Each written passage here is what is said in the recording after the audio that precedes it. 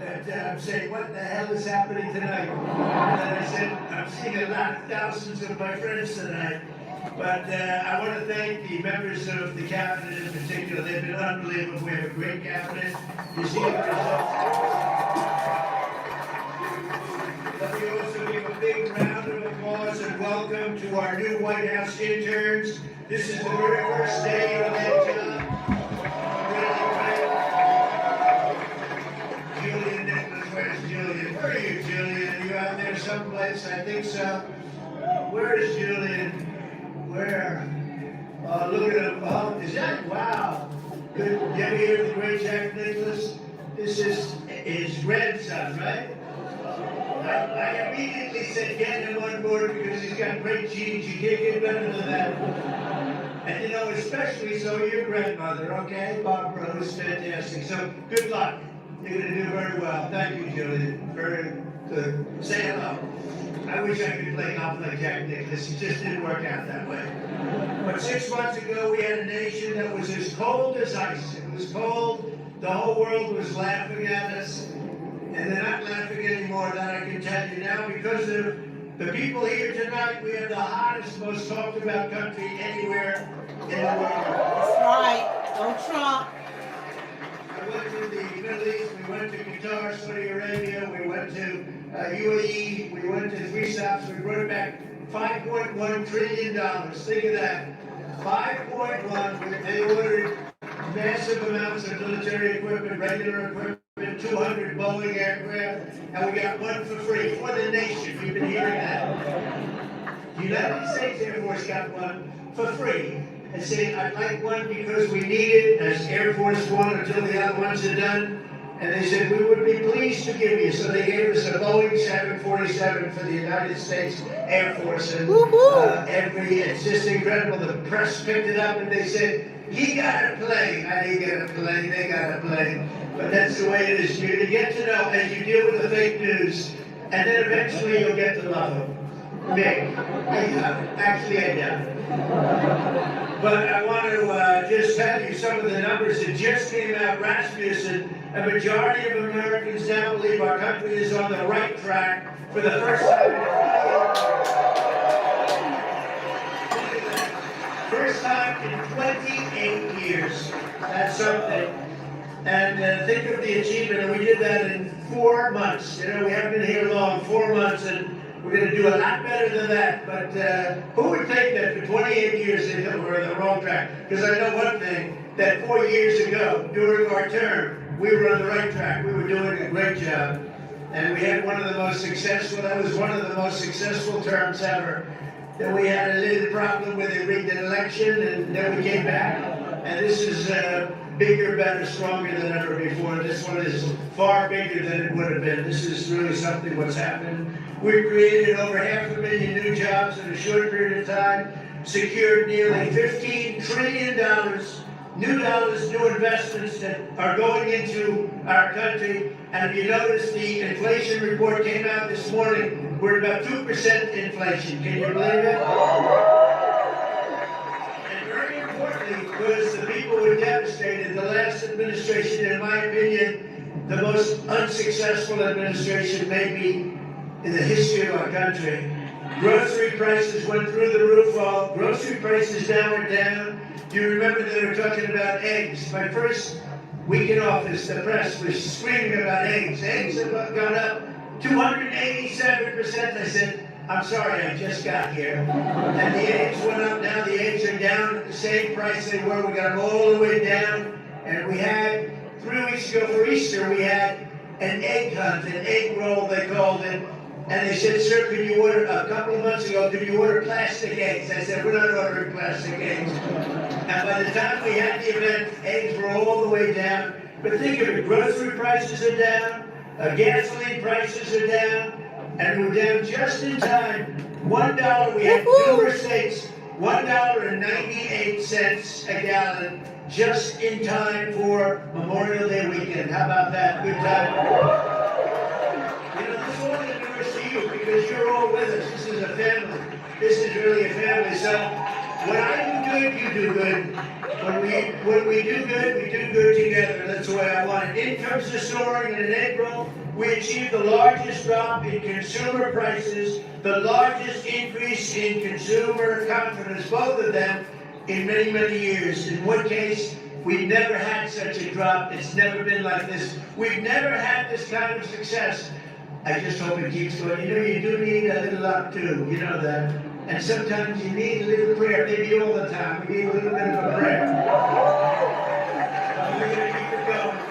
In a single month, we also cut the trade deficit in half by 50%. Do you believe that? You don't hear that too much on the news. They don't like to tell you those things. In a matter of weeks, we slashed the number of illegal border crossings released into the United States down to practically nothing. 3 people got in. 3. Go Trump. Go Trump.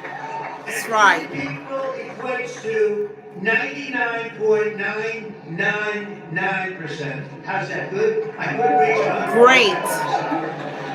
Great. So, what do all these home buyers have in common? Like everybody was talking about the border, but now the border's closed. There's no news on it. It's amazing how that happens. Cash. So whether you have a Yes, I'd like to meet that guy. I'd like to meet the guy. Peacetime enlistment numbers. This is something we're all really proud of. It's a big deal. Peacetime enlistment numbers for every branch of our military, every single branch, are at the highest levels in modern history. And 7 months ago, we had the worst. Think of this. This is done in 6 or 7 months. 7 months ago, we had the worst numbers in recorded history. Nobody wanted to join the Army, Air Force, Navy, Marines, Coast Guard. Nobody wanted, or our police. Our police are likewise through the roof. 6, 7 months ago, they couldn't fill a position. You couldn't fill it in the military. Now it's hot as a pistol. We have the best numbers. Think of that. The best numbers in a short period of time in modern history. But I don't understand as bad a job as Biden did. Where were you at, dude? You love our country. You were devastated to see what was happening. And now you're thrilled to see what's happening because we have a hot one and we love it. We've achieved more in 4 months than most administrations have achieved in 4 years or 8 years. And none of this would have been possible without you. You're the ones that are really doing it. You're the ones that are making it happen. You really are. And someday, one of you, maybe 2 of you or 3 of you, will be standing right here saying very similar words. I hope you're saying similar words. But that's a real possibility. There really is this greatness in this crowd. There's greatness. You might not even know that, but there's greatness in this crowd. The caliber of talent we've assembled is unparalleled. This is really the strongest, most talented team that we've had, and I think that this government has had in a long time and maybe ever. I really think this could be the best team. We worked hard on it. In just 135 days, we've hired over 3,200 patriots to deliver on the mandate that we received in November.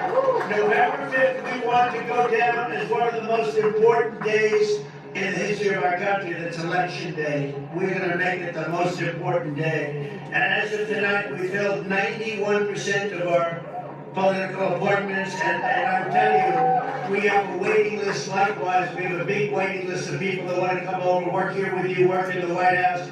Every single department, every single agency has a waiting list of people that want to come in and be with us. The Department of Veteran Affairs has achieved already 100% staffing, all with people that we want. The Department of Defense, Commerce, and Treasury is over 90% of the political hires. They're complete. It's a record at this time, so early. And the Departments of Homeland Security, Health and Human Services, Labor are all over and up to about 95% already. So I want to thank the great Chief of Staff, most powerful woman anywhere in the world, they say. She got the most powerful woman in the world. One phone call and a group of people, I better not say it, I was going to say, one phone call and the country is wiped out, but we're not going to say that. Because we're a peace-loving nation. We are a peace-loving nation. Susie Wiles, where are you, Susie?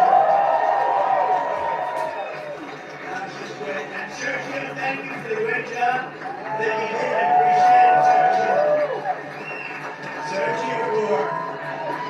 They have done a really amazing job. Susie, I'll tell you what, she's the first woman chief of staff in the history of our country. Wow.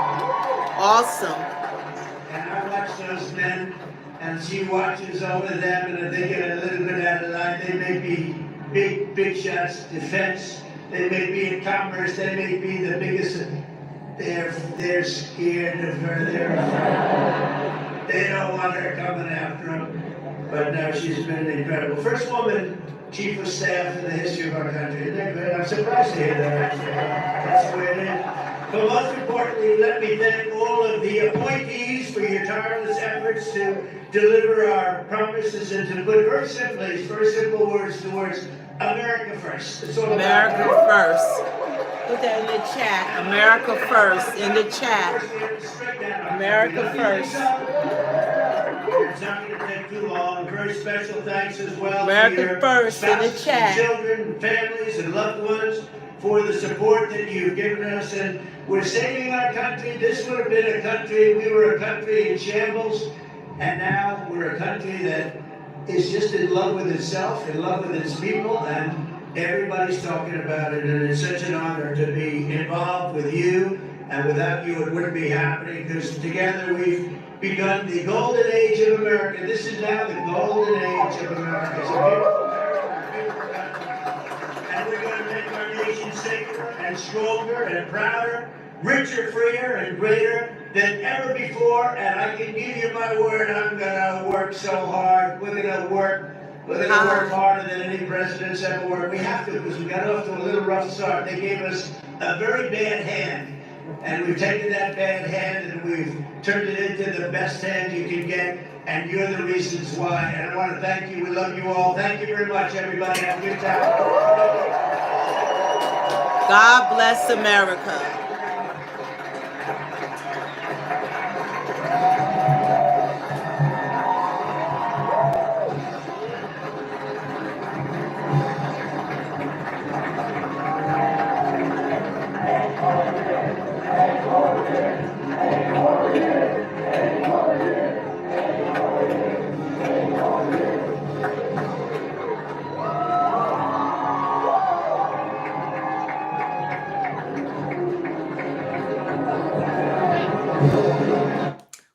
Trump is speaking at the White House, so let's see what he's going to do next. Is he's going to come down and speak to the reporters, because they have a lot of questions before we get into Zelenskyy and Putin and Lindsey Graham and what's going on that affects the world.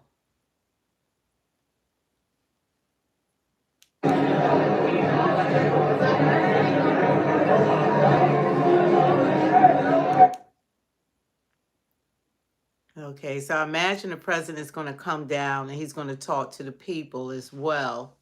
He gave a report on the accomplishments of the administration, what's been going on since he's taken office, since January the 20th. I guess that was it.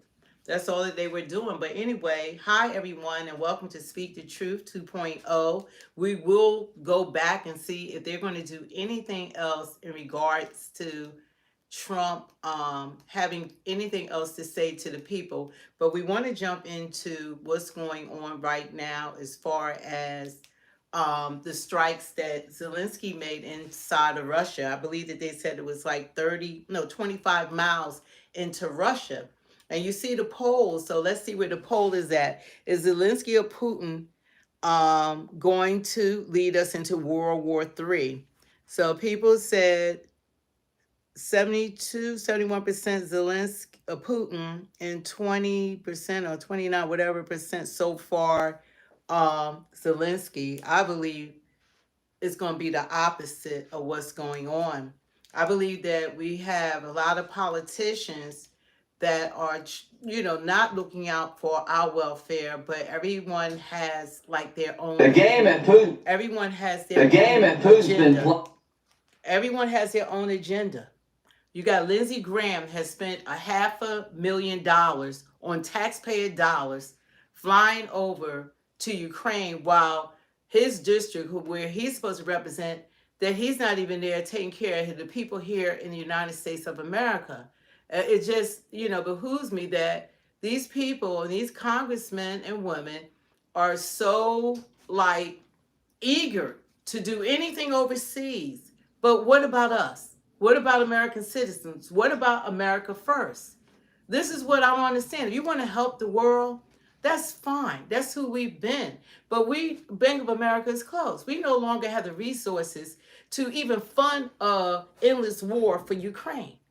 We need money to take care of our own borders. We're worrying about their borders, and we had our borders invaded, and then we winded up with anywhere between 14 and 20 million homeless people, while our vets are living out on the street, and while our citizens are living out on the street, while our citizens aren't getting health care and getting the medication that they need. It's just we have to take a pause and say, okay, no one from the rest of the world is coming to rescue America. Like when we had a hurricane, they're not coming here and say, oh, let us send billions of dollars to the United States to help with Hurricane Helene or Milton. When we had wildfires in California, where was the aid coming from around the world to rebuild what's been lost? All these people have been displaced, all these people homeless, people now lost jobs, businesses, schools, banks, they lost all the communities. And it's all this red tape even to build, but we're the people from these countries coming to assist America when America needs help. And so we got these clowns that's going behind the president's back. You had an absent president. This is someone that has always voted for the Democratic Party, and I had to take a pause because of the fact that when Biden was in office, as unfit as he was, there were no big ass rallies. There was nobody, because look, I was throwing rallies to get him in the office. I'm an organizer. I'm a legislative director. I was out there, boots on the ground, giving speeches. You greeted Biden. Greeting Biden, giving him gifts from the city, many selfies, different occasions, been with the president, Bernie Sanders, you name it. I've been in the room with these people. And there has been no outrage. But when Trump get into office, they act like Trump was the president for the last 4 years. And I'm like, hold up. They were in charge. The economy is the way it is because of the Democrats. The open border is because of the Democrats. Same-sex marriages is because of the Democrats. Men and women's sports is because of the Democrats. Running on abortion because they couldn't run on the economy and because the inflation was sky high, they ran on abortion, eliminating babies. And funding the Taliban. And look at the people, that horrible withdrawal from Afghanistan that cost the lives of 13 American soldiers and wounded over 50 and left billions of dollars so Iran could rebuild of our equipment. We hightail out it like we were a weak power when we are the greatest power in the world. And I don't like idiots in charge. I don't like it to be about the money and about power, and they forget about the rest of us. I don't care if you blue, red, purple, green, or you're from Mars.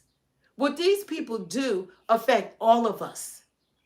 And they only care about themselves because when it goes down, guess what? They got bunkers. Do you have a bunker? When it goes down, their families are going to be protected. If they do a nuclear war, millions will die. So Zelenskyy talking about a strip of land that's so small. They talking about 5,000 people dying a week or whatever. It can become millions if this escalates. Millions. The food will be scarce. Water will be poison. People will be burned to a crisp. I mean, it'll be in the air. If we go into anything like they're pushing for this. And you have to ask yourself, why are they pushing? We got this little imp, little clown running around that's never had power, that's pushing. Now, if you're going I'm like this. I'm a realist. If you're going to hit me, I'm going to hit back. Yeah. You're not going to go and you're going to try to do something, and I'm not going to get my military family, the cops in my family, people enough, and we gonna hit back. It's like, how you gonna hit Russia when you're trying to go? You're supposed to have peace talks. Trump been trying to arrange peace talks. Who gonna come at the table for peace talks now after you done went into the country right before the peace talks? Yeah, and someone said, Crazy. Someone said, why don't they just arrest the Democrats? But I mean, Biden pardoned his entire family, so that doesn't happen.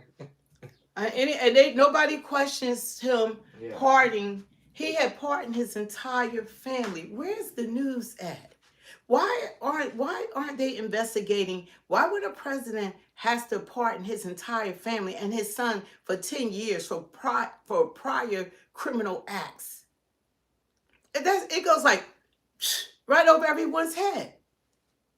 That's why this is called Speak the Truth 2.0, because we got to get both sides. I don't need the left always talking about Trump while they have no solutions and they cause these problems. They're the reason why we're going through what we're going through. And if that administration wasn't so damn weak, then Putin would have never even tried to invade. They would have never invaded Ukraine. How about that? How about there was no wars when Trump was in office? The administration was so weak. I didn't know Kamala was so unfit. And that's being kind, what I'm saying this way. And you got Biden on vacation 40% of his presidency. Nobody is going to come out who was actually running the country. They're trying to say it was Jill Biden and her press secretary or her secretary or whatever his position was or whatever in that administration. This stuff that has happened, and they're not getting the blame for this catastrophe. We wouldn't have a problem with illegal immigration if they didn't open up the borders and told everybody, come on in. We wouldn't have MS-13. We wouldn't have Trinidad Raga. We wouldn't have the cartel. We wouldn't have all this fentanyl coming in. We wouldn't have 350,000 missing kids. We wouldn't have all these problems that we have now. Did y'all ever think about that? Did y'all ever think about that they caused these damn problems? I mean, just be real. People want to be angry and upset, and they want you mad at Trump. Trump has done more positive things than they have done. Because I still don't see what positive things they have done. They have destroyed this damn country within 4 years. And guess what, you guys? Y'all don't believe it? We haven't seen, look at this stuff that's going on now. They burning up, people just having a peaceful demonstration about, ending the war in Gaza or whatever. They get burned up. Jewish people in Washington, they get killed. Like, all this crazy stuff is happening that normally was not happening in this country. And what has Biden done for you, fool? I asked you that question first. It's just amazing. We're gonna get back to Lindsay and everyone that went over there behind the president's back. Why are you watching? That's treason. You don't go behind her. Do you guys want peace or do y'all want war? You got to make which one do you want? Do you want to be blue all day? Because you think World War III is a nuclear war, just in case you didn't get that memo. You got to make up your mind. I'm not looking, I want peace. God says seek peace. That's the word of God. He said, he wants us, he said, beloved, above all, I wish that thou may prosper and be in health, even as thy soul prosper. God wants the best for us, and here we are. We don't even think with common sense. We're so erratic these days. Something I'm confused about, and I'll ask you for your take on this. Right. But I was wondering why so many young people are Democrats, even though their parents are usually Republican. I don't see that. I didn't know. Well, yeah. I know as far as like the black community. Yeah, that's with the black community. Yeah. We're just generational. Jesus is gonna come back before we get it together. I've just come to that realization. They don't have to earn our votes. They've been in power, and we still don't have an anti-hate crime bill. They've been in power, and we're doing worse than ever before. The Democrats. The last 16 years, 12 of them, the Democrats been in leadership. And look what has happened for black people in a positive way. Nothing. So did they do the first step back? Guess who did that? Trump. Did they look out for the HBCUs? No, that was Trump. You know, he got a plan now, and so the schools will soar. You know, and looking into compensating black people. How about that? President Trump. So we're doing all this against the man, but he's done more for the black culture than Biden, Clinton, and who else was in power? Obama, Yeah, and all put together. and all you do is type, and I'm just gonna block you. Keep repeating the same not funny joke. You know, the stuff that's going on now is serious. Do you think that, okay, do you guys think that Putin's not going to retaliate? Good. You think this is what Zelenskyy wants. Zelenskyy wanted to do this before Trump had taken office. He wanted to fire missiles. They had to get permission into Russia because he wanted Putin to retaliate. This is what he wants. Because as long as the war going on, he stays in power. There's no elections. Y'all, if y'all think it's about y'all are kidding yourselves. It's always about power and money. It's not about you.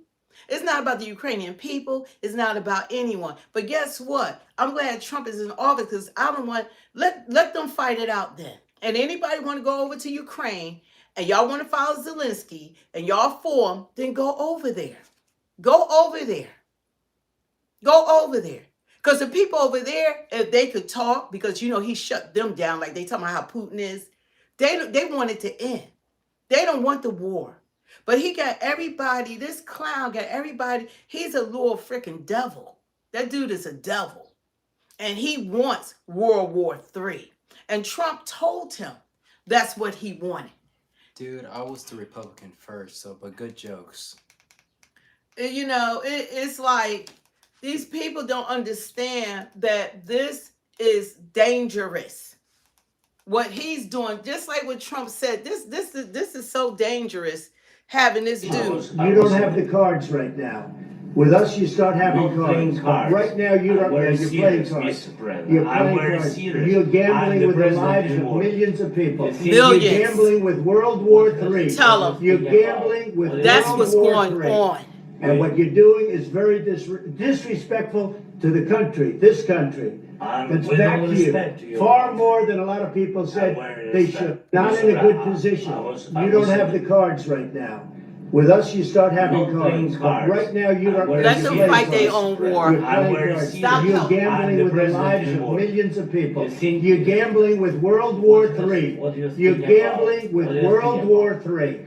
Y'all And need what to you're doing is understand very the impact of a World to the War country, III. This country. It's back to you. Far more than a lot of people said they should. Not in a good position. You don't have the cards right now. With us, you start having cards. But right now, you don't. You're playing cards. You're playing cards. You're gambling with the lives of millions of people. You're gambling with World War III. You're gambling with World War III. Y'all need to And what you do- understand that. I don't think y'all get it. See, one thing about the presidents of the United States, they know more about what's going on than we do. They know if there's a World War III, how it will impact the world. Now, this man he's fighting a war, and this should have been ended a long time ago. But for 3 years, how come the Biden administration didn't try to end the war? How come there was no communication? How come it took for Trump to come into office? And then he got to try to do peace talks for them when we got our own problems here. We got our own problems. He can't even take time to take care of the United States because everybody's a backstabber. You got Republican backstabbers. You got Democrat backstabbers. And right now, we're the ones that are being affected. And some of us, we so busy being blue and red that we don't even see the painting on the wall. It's like we fighting against each other. And that's ridiculous. We're one nation under God. And we have to stand together. And we have to make sure our elected officials are looking out for our behalf, not the rest of the world. They got their own presidents. That's their problem. We can't even focus on getting our country back in order. You know all the stuff that's going on right now because of that open border, what Biden did and that administration. Democrats have really jacked us up. And that's what turned me away from them. It turned me away. Not only they stopped following the principles and biblical principles that I believe in, because they completely turned away from God. They're not serving God, my Jesus. They're not serving it. They completely turned against biblical principles and things like that. And not only did they do that, they put us all at risk. So that's why you have so many black people now turn, especially the black men. This is one time the black women need to follow black men. Now, I'm not saying that that all Republicans or all Democrats, they all got issues, you people. But you got to try to, that's why you need to really be an independent voter who's going to look out for our welfare, who's working for us. The last administration didn't do anything for us except destroy our country. And now we got Trump trying to clean up their mess. And they attack him every step of the way. And guess what? We don't have a problem calling Trump out. That's all the media does. What is it? 93% of the reporting of Trump is negative no matter what he does, good or bad, no matter what he does. And everything, guess what? Everything he does is not bad. That's a fact. But you got people can't admit it. But you let Biden don't even do his job for over 4 years. And no blowback. But now the truth coming out. Auto pen, he wasn't running the country, all these people, all that stuff is going to get to the point where y'all see everything that they were doing. And what their plan was, how, why you think they had open borders? You start with that. Why do you think the Democrats wanted open borders? Why didn't they start flying them in when they couldn't get people in here fast enough? You think they did that because they want the whole world coming in here for us to take care of? With a $36 trillion deficit. Now we trying to lower the deficit. They trying to fire Americans. They doing everything to try to lower, the $36 trillion debt that we have. How bringing in these people when we got to take care of them going to help us? That's more food. That's more water that got to be spent. That's more money for education, more money for, health care. I mean, housing, everything. That didn't do us a favor. It cost us, $570 billion? That's not helping us. We're in debt. And now we trying to find money when we sent $350 billion over to Ukraine. And Doge is like, okay, we cut so many billions. It's no comparison to spending $350 billion. How are we going to fund a war? Continue to fund this war. Because guess what? Ukraine's not going to win. And right now, they both are losing. Putin not winning. Ukraine's not winning. They both are losing at the world expense. So what Zelenskyy is hoping is that they're going to get Putin, like what they just did, shooting up his military bases and all that kind of stuff. He is going to retaliate. And when he retaliates, it's going to be 10 times worse than what Zelenskyy is. He all happy. He congratulating his people. Oh, y'all did a great job. It's coming. Well, thank God. It's coming. Thank God that the Democratic Party and Biden or Kamala isn't in office, because they would be sending United States soldiers over there to go fight their war. This isn't our war. It's not our war. It's not our war. And they working behind Trump's back. They working behind Trump's back. They doing all this kind of stuff behind his back. They're not even consulting with the president, these moves that they're making. Здоров'я, шановні українці, українки. Щойно була доповідь голови Служби безпеки України Василя Малюка. Блискуча операція проведена на території ворога виключно проти військових цілей, проти саме тієї техніки, яка використовувалась в This, ударах this проти. dude is so happy with what has gone on, but I promise you, the God is sitting on his throne. There is no way that they're not going to. I was trying to find him talking in English because he knows how to speak English. That they're not going to Putin's not going to retaliate. That it's most definitely coming. Because if you don't think І ворога виключно проти військових цілей. he's going to hit back. This is not a one-way fight. You're not going to take and do what he did, and it's not going to be that Putin's not going to retaliate. Right now, when they get through bombing frickin' Ukraine, then they want the world to react. These are the people going behind. We saw Do this. credible evidence Elijah. of a summer, early fall invasion, a new offensive by Putin. He's playing the game at the peace table. He's preparing This is for more war. Lindsey And I Graham, think the Senate Republican is fed up with senator. Putin. The American people see Putin as unreasonable. They It's see not our Ukraine is war. trying. President Trump has made that distinction real. So the Senate and the House of Representatives in the next 2 weeks will be moving forward. See, he's working with a out sanction deals bill with that's Zelenskyy. bone-crushing. Putin is playing President Trump. He's taking Richard this up. Blumenthal, Democrat He is, senator of in Connecticut. effect, stalling and stonewalling, prolonging. Yeah, y'all the want. Yeah, okay, conversation y'all gonna let him so that bomb, he can right? mount this offensive and take control of more territory. There are very few causes that will take 41 Republicans and 41 Democrats, put them on record on a single piece of legislation. It doesn't happen these days. The cause of Ukraine. Guess what? Ukraine, they need to be on their damn own. And Senator Lindsey and Blumenthal, they need to go and they need to get they rifles and their guns, and they need to go ahead and fight this war, because there's no way that you're not poking the bear. You're poking the bear. Trump is doing all he can to have peace talks, to bring this to an end. What do you think this just did? This is going to escalate anything. They describe as the harshest ever proposed by Congress. All credible evidence of a summer, early fall invasion, a new offensive by Putin. He's Look playing at the him. game at the peace table. He's preparing for more war. He hasn't even been at the And I peace think table the Senate yet. is fed up with Putin. The proposed legislation targets the economic Look at them. arteries of They're not Putin's the war president of the machine, United States. They're slapping sitting down. 500% tariffs on any nation still importing Russian oil, gas, or uranium. It's aimed directly at China and India, which together account for the bulk of Russia's energy exports.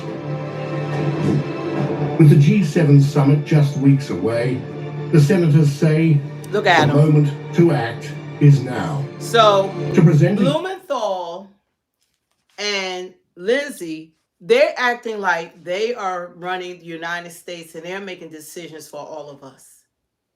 Who gave them that power that these two men are overriding Congress, the president of the United States? He wasn't even informed.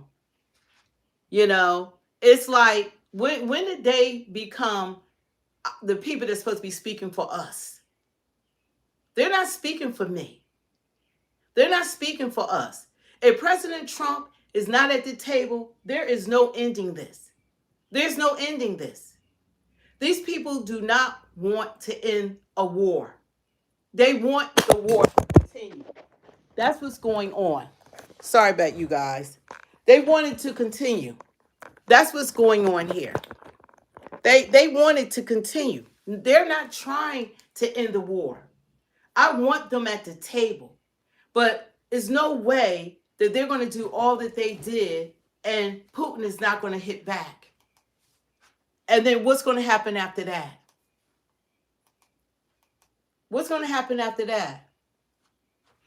Can people please find a reason to disagree without just because you don't like Trump? Yeah. It's like that's the only thing. I They keep arguing and saying, calling Trump names, but it's not actually disagreeing about what's going on. It's just you don't like Trump. Is Trump responsible for the Ukraine war? Did he start this war? Or wasn't this under the Democrats' watch?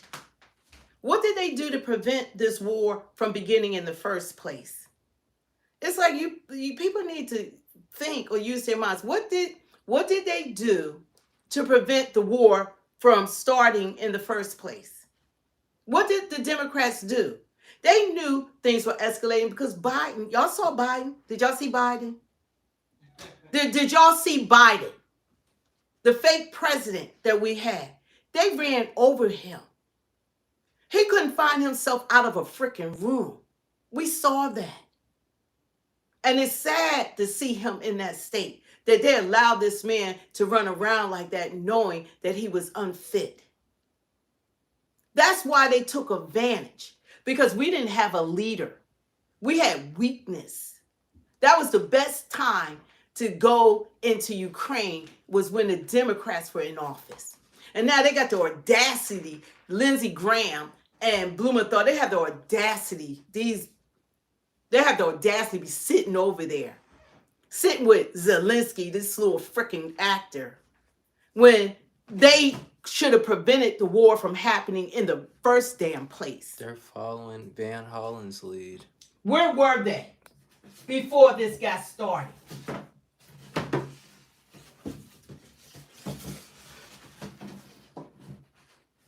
And like they supposed to be here to the rescue. Y'all got to be slow. Yeah, someone said President Trump's not falling for the okie doke. You're not falling for the okie doke. Yeah. You know, where were they? Why did they allow? Where were they? Where were they for the last 3 years when this was going on? Where were they?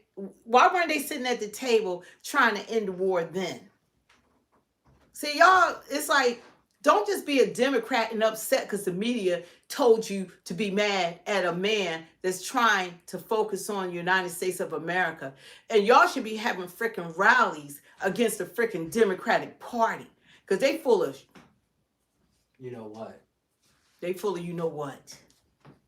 And we've been so gaslighted. I'm so mad that I fell for I believed everything they said. And that's the honest to God truth. And now I'm mad that I fell for the okie doke. All the gaslighting. Trump, this is a house of cards. Look into Trump giving a good amount of money to HBCUs, and Trump doing the First Step Act, which was releasing black people who were in prison for minor crimes. Trump has done a lot for black people, more than Obama has done for black people. Yeah, I said it. Biden, all he did was lock black people up. That's what he did. Щойно була доповідь. I hate when he's trying to speak in. Yeah. It's just ridiculous. Kamala locked black people up too. Kamala locked black people up, Biden locked black people up, and then they talking about you ain't black unless you vote with me. She wasn't even black. She a freaking Indian. But, we're going to be black as long as you vote for us. Mm-hmm. Doing the voice. Got the people with the voice. And yeah, it's ridiculous. President Trump says he had a good conversation today with Russian President Vladimir Putin, but that it would not lead to, quote, immediate peace. Trump posted on social media that they discussed Ukraine's Sunday attack on Russian aircraft and that Putin said Russia needs to respond. New satellite images show planes at the Belaya Air Base in eastern Siberia before the attack and after, with the ashes of what appear to be Russian bombers on the tarmac. Ukraine also released video today from the attack. Officials claim to have destroyed or damaged 41 Russian warplanes. Moscow says those estimates are exaggerated. Today, Ukrainian President Volodymyr Zelenskyy proposed a temporary ceasefire until he and Putin can meet. The Russians are not ready for a ceasefire, at least not at the level of the current delegations. They believe this is an issue for the leaders to decide. They told us directly, the ceasefire is a matter for a different level. This comes as the Ukraine Contact Defense Group met in Belgium today for the first time without the U.S. Secretary of Defense. The Pentagon says that's... You know what? I get tired of gaslighting. That little imp gonna sit there and say Putin's not ready for peace talks after you just bombed 25 miles inside of Russia, bombing different bases, and then you're gonna blame him not ready for peace talks. Now, if you had peace talks and there was no progress, then you retaliate. But you're gonna do this, and then you're gonna say like he don't want peace talks. It who are y'all gaslighting? And then y'all gonna act like he the problem, but Zelenskyy is not a problem. That's how they do Trump. Trump the problem, but the Democratic Party is not the problem at all. All this bullshit that they've done. They cause everything we're going through. We shouldn't even be going through this. How about that? How about there should have never been a war in Ukraine? How about there should have never been a war in Gaza? How about none of this stuff should have happened? How about 350,000 kids shouldn't be missing right now? You know, it angers me. All this gaslighting. And people want to fight each other while... How about of Ukraine backers since former Defense Chief Lloyd Austin helped found the group 3 years ago. Despite his absence from today's gathering, Hegseth will meet with NATO defense ministers in Brussels tomorrow. A federal judge issued an order today to prevent the deportation of Mohammed Sabri Soleiman's family. He's the Egyptian man charged in this week's firebomb attack on a Jewish group in Boulder, Colorado. Soleiman's wife and 5 children were taken into federal custody yesterday by U.S. immigration officials. He faces federal hate crime charges and state charges of attempted murder for the attack that injured 15 people. Homeland Security Secretary Kristi Noem said today that the family is being processed for removal proceedings. Soleiman's family members have not been charged with any crime. In Gaza, an aid group temporarily paused food deliveries today at its 3 distribution sites. That's after health officials say dozens of Palestinians were killed this week in multiple shootings near the facilities. The U.S. and Israeli-backed Gaza Humanitarian Foundation says there's been no violence at the sites themselves. Israel's military says it fired near people it described as suspects after firing warning shots, and they're looking into reports of injuries. In the meantime, people are suffering, and this stuff needs to hospital officials stop. say Israeli strikes killed more than 24 people overnight and into today across Gaza. One of the attacks hit a tent in Gaza City, killing 2 women and a child. Turning now to... It's just like ridiculous. It's like we only seeing one side of everything. I understand this, but this isn't like our country. I'm so sorry for everyone who lost their lives, but this isn't the United States of America. This is terrible, but all this happened under the Democrats. All this happened under them. And everybody's jumping up and down. And we need to have all our people, that our elected officials, we need to hold them all accountable. And my problem is that why aren't we doing that? Look how creepy that dude is. Why aren't, yeah, I know, why, I'm trying to find one who's speaking English. Why aren't we holding them accountable? Why aren't we doing that? That's my issue. All this stuff has been like one-sided, and it doesn't make any sense. Eric, I already said what he's done. You could look it up yourself. It's like that's always the go-to. What has Trump done? What has the Democrats done? They've been in office for 12 of the last 16 years. All the stuff we're going through is because of them. How about guys? All of it. Just download ChatGPT and ask money. ChatGPT. That's why. Yeah. Ask ChatGPT. Don't come on here and ask us, because we always explain what he's done, and you guys ignore that and you read a comment. Just look it up yourself. Download ChatGPT. Be your best friend. It's like people are so one-sided that the media is great. They have done a phenomenal job of having people go at one another instead of at the people that they should be going after. It just doesn't make any sense that They have completely covered the Democrats' backs, and they are the reason why all this stuff is happening. They're the reason why all of it's happening.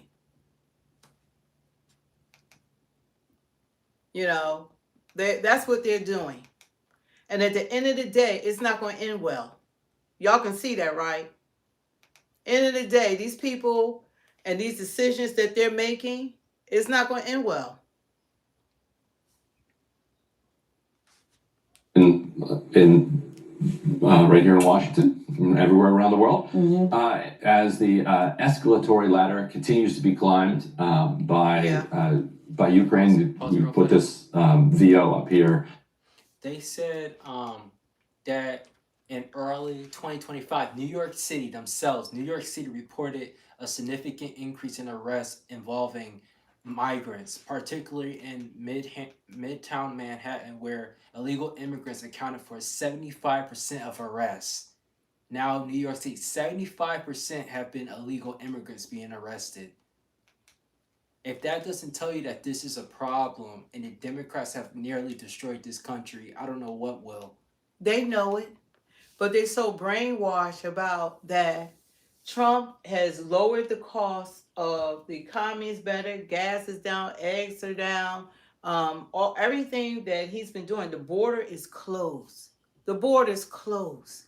Now they have to go, and now the courts and the Democrats are fighting left and right not to get out just everyday illegal immigrants. He can't even get out the freaking criminals. He can't get out the people that have committed crimes since they've been here in the United States. He can't get anybody out because their votes. The Democrats look at, you have to understand the reason why the Democrats wanted them here is not because they care about all the people from how many different countries have come into the United States. It's all about votes. It's all about retaining power. They already know they got the black vote. They don't have to do anything for black people. We just gonna stay on that plantation. We'll vote for Democrats, and they don't have to do nothing but keep saying the same things and do nothing for black people. And so they say, okay, we know we got the black votes, but if we bring in 14, 15, 20 million people, we can retain power from now until forever. Because then we'll have all the votes. Because then look at the immigrants. We gave you luxury apartments. We gave you cell phones. We gave you health care. We gave you education. We gave you cars. We gave you money. We gave you health care, food. We gave you everything. We don't even do this for Americans. So we know you're going to vote for us. That's all that was about. It's never was about the welfare of the people. It's not about that. But anybody that think that Putin is going to sit back, and he told Trump that, he's going to hit back. And he's going to hit back. I've never seen someone with he's not going to be made to look like a fool with freaking Zelenskyy. And he's going to hit him back. And Zelenskyy is walking around talking about, we did a great job. We did such a great job. Do you want to talk about the press secretary? Yeah, I'm trying to find this, like what they were saying. Zelenskyy, like he's so happy that he's not winning. He's not winning. And see, he don't care if Putin hits back. That's what you guys need to understand.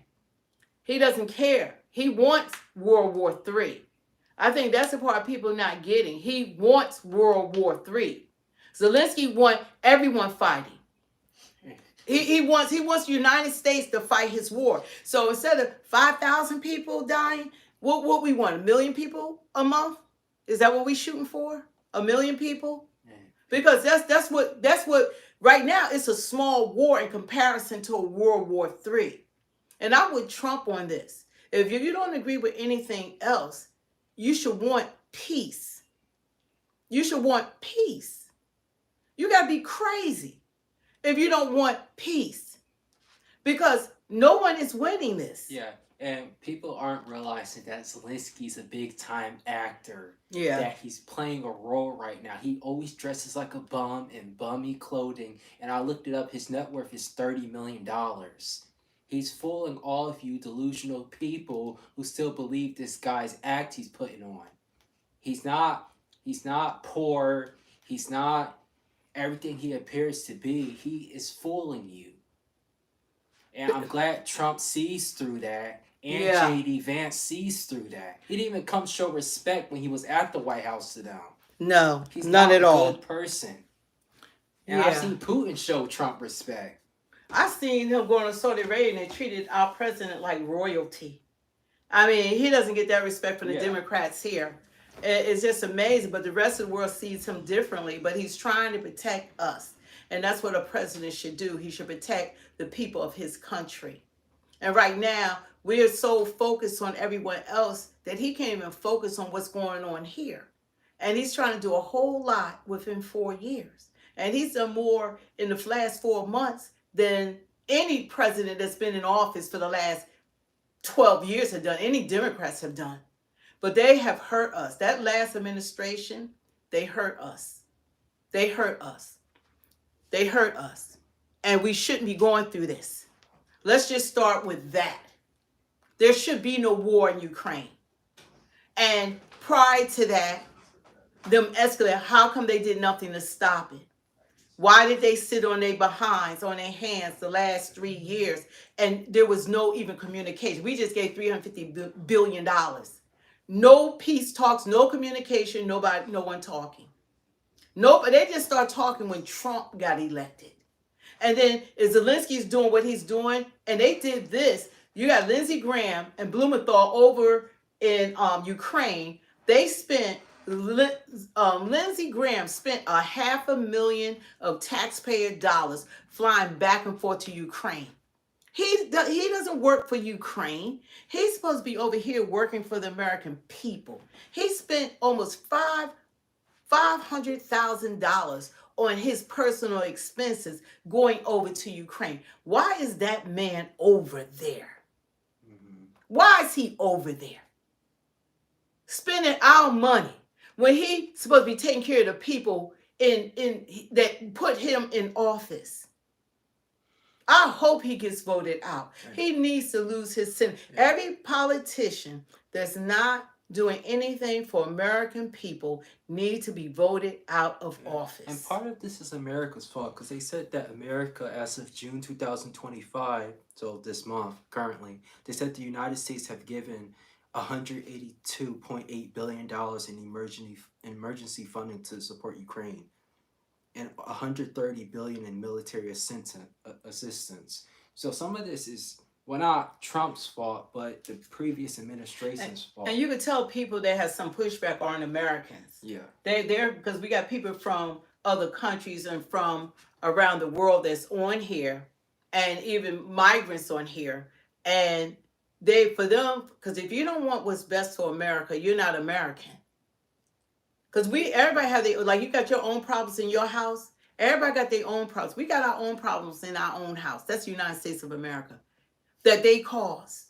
Thanks, Ray. So you're not being real if you don't see and understand that everything we're going through is what the Democrats did to us. Oh, Rosie, you meant with Joe Biden's 1994 crime bill? That was him putting black men back in slavery. You could look that up.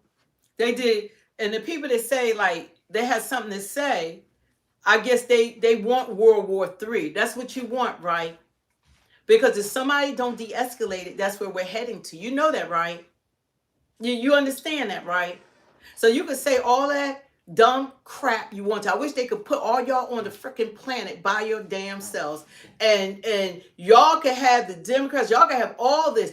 Don't involve the rest of us. No, they say comments like this until they get drafted. Until they get drafted. Go, if you care so much, go over there. Because they kidnapping people off the street to fight their war. Go over there. Because it's an endless war. And guess what? We don't have the money to fund them. We can't keep funding them. You think Ukraine gonna win this war? You think Zelensky's winning? You think what he did, he's winning? Let's check the poll. So the question was, is Zelensky or Putin going to lead us into World War III? 42% said Zelensky and 58% said Putin. Those are Democrats. Those are Democrats. Because you can't go, Trump is doing all this to get Putin at the table to discuss peace talks, And right before, look at the timing of it. Look at the timing. So right before peace talks, you're going to send all these drones into Russia and you're going to bomb. You're going to drop all these bombs on them. And we're finally trying to get them to the peace talks table. And then you think Putin not, if they did that to the United States, when we would retaliate, right? Oh, Header in the comments is defending Kilmar Garcia. That must be a relative. Must be a relative. Yeah, they don't care about him. They only he's the worst poster child for the Democratic Party. You know, they don't want anybody. They don't care what they've done. They have destroyed this country. We never had no Tren de la Raga and NS-13. This is a third world country now.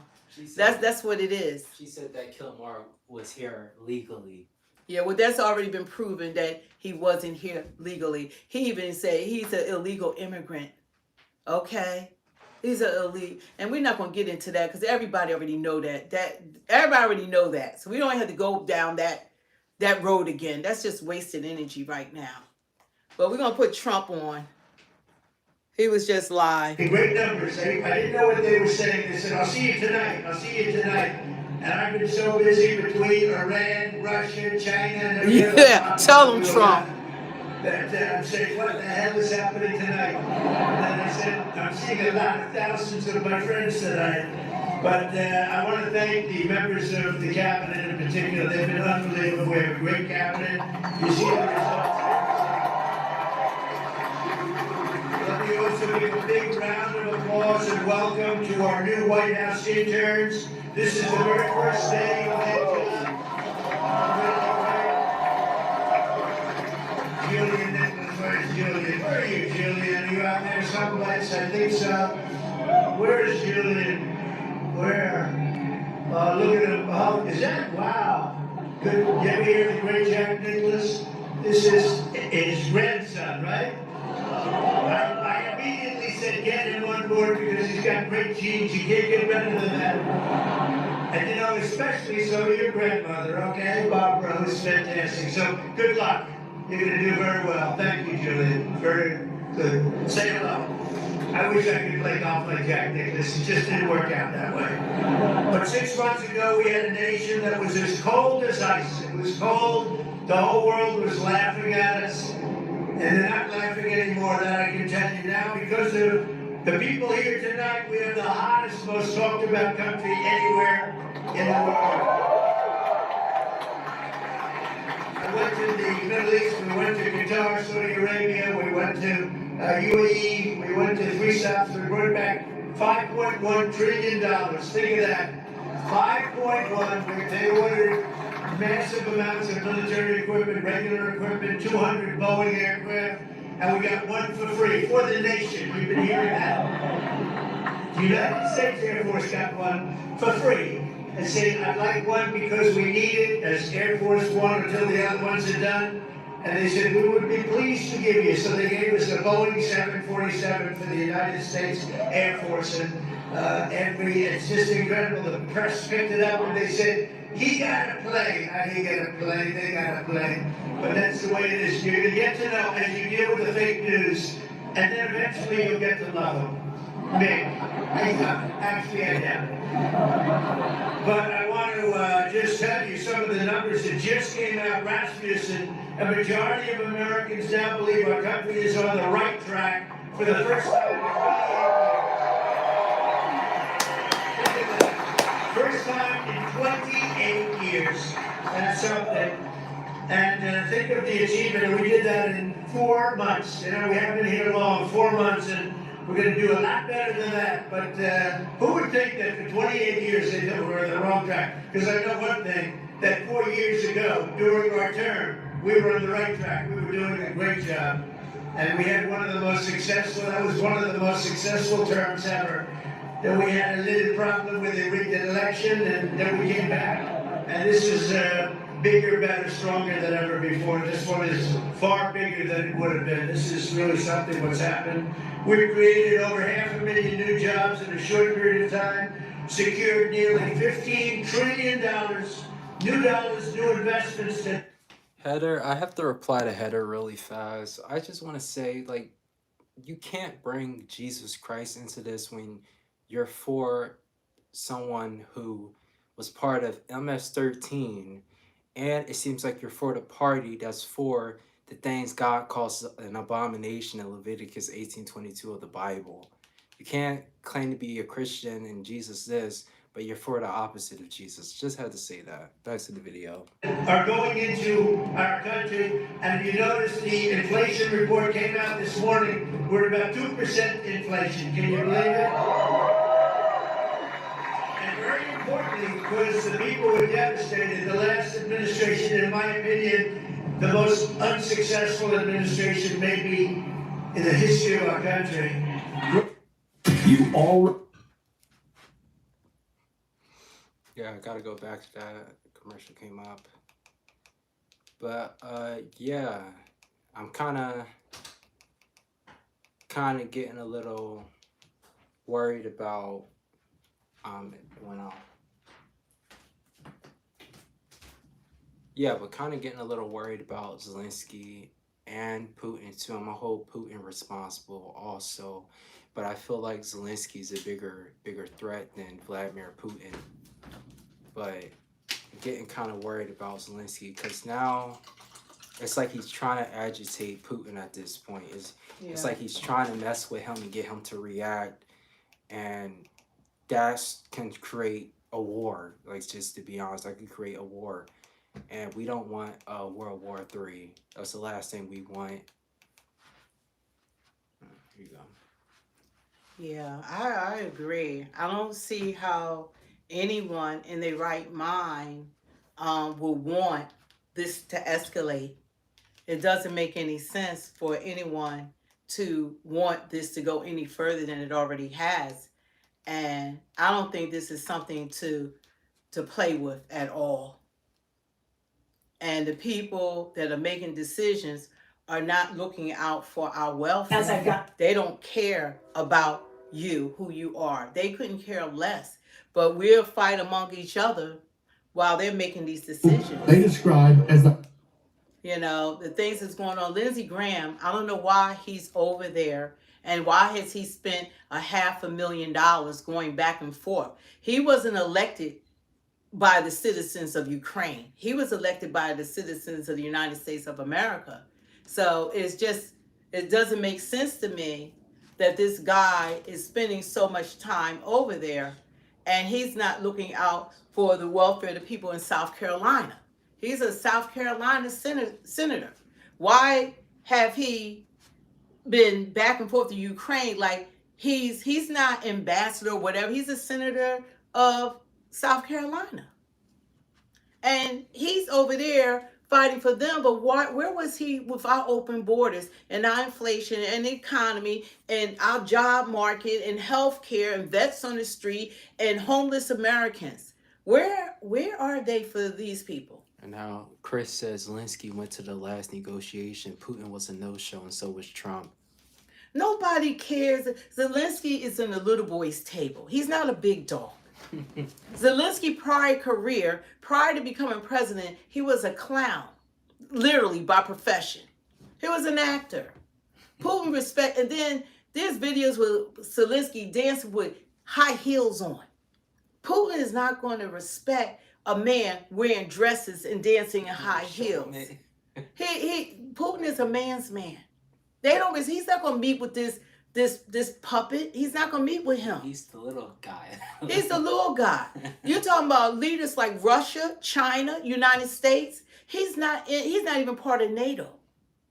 He's on the little boy's table. In that category. But that little man can drag us all into a war. Yeah.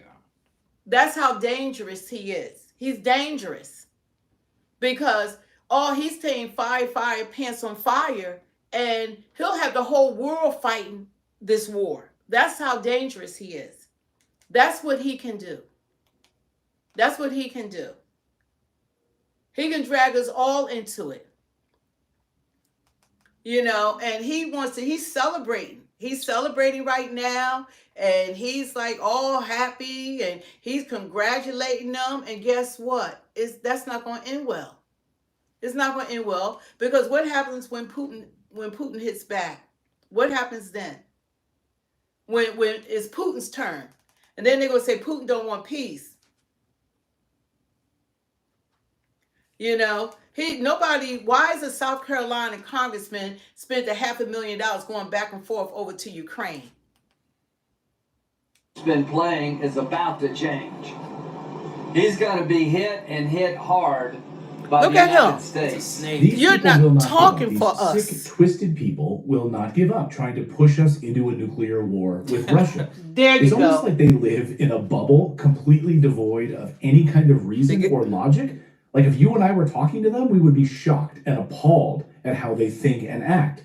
Right now, we are entering the most dangerous moment of Yes, this we world are. right now. Y'all And need we to have get some the memo. huge new developments over the past 24 and 48 hours. So we're going to get all of these updates here in a moment. But first, let's talk about what's happening right now with Russia. Overnight, Russia's 44th Army Corps pounded Ukrainian positions with a coordinated and a devastating barrage of drone and artillery strikes. That's what's going on. Entire units were driven back from their positions near the Russian border. And overnight, what's being called the largest single-day attack on Russia since the start of the war, Ukraine, along with NATO intelligence, launched a massive drone operation using AI to target and pinpoint Russia's nuclear bomber fleet.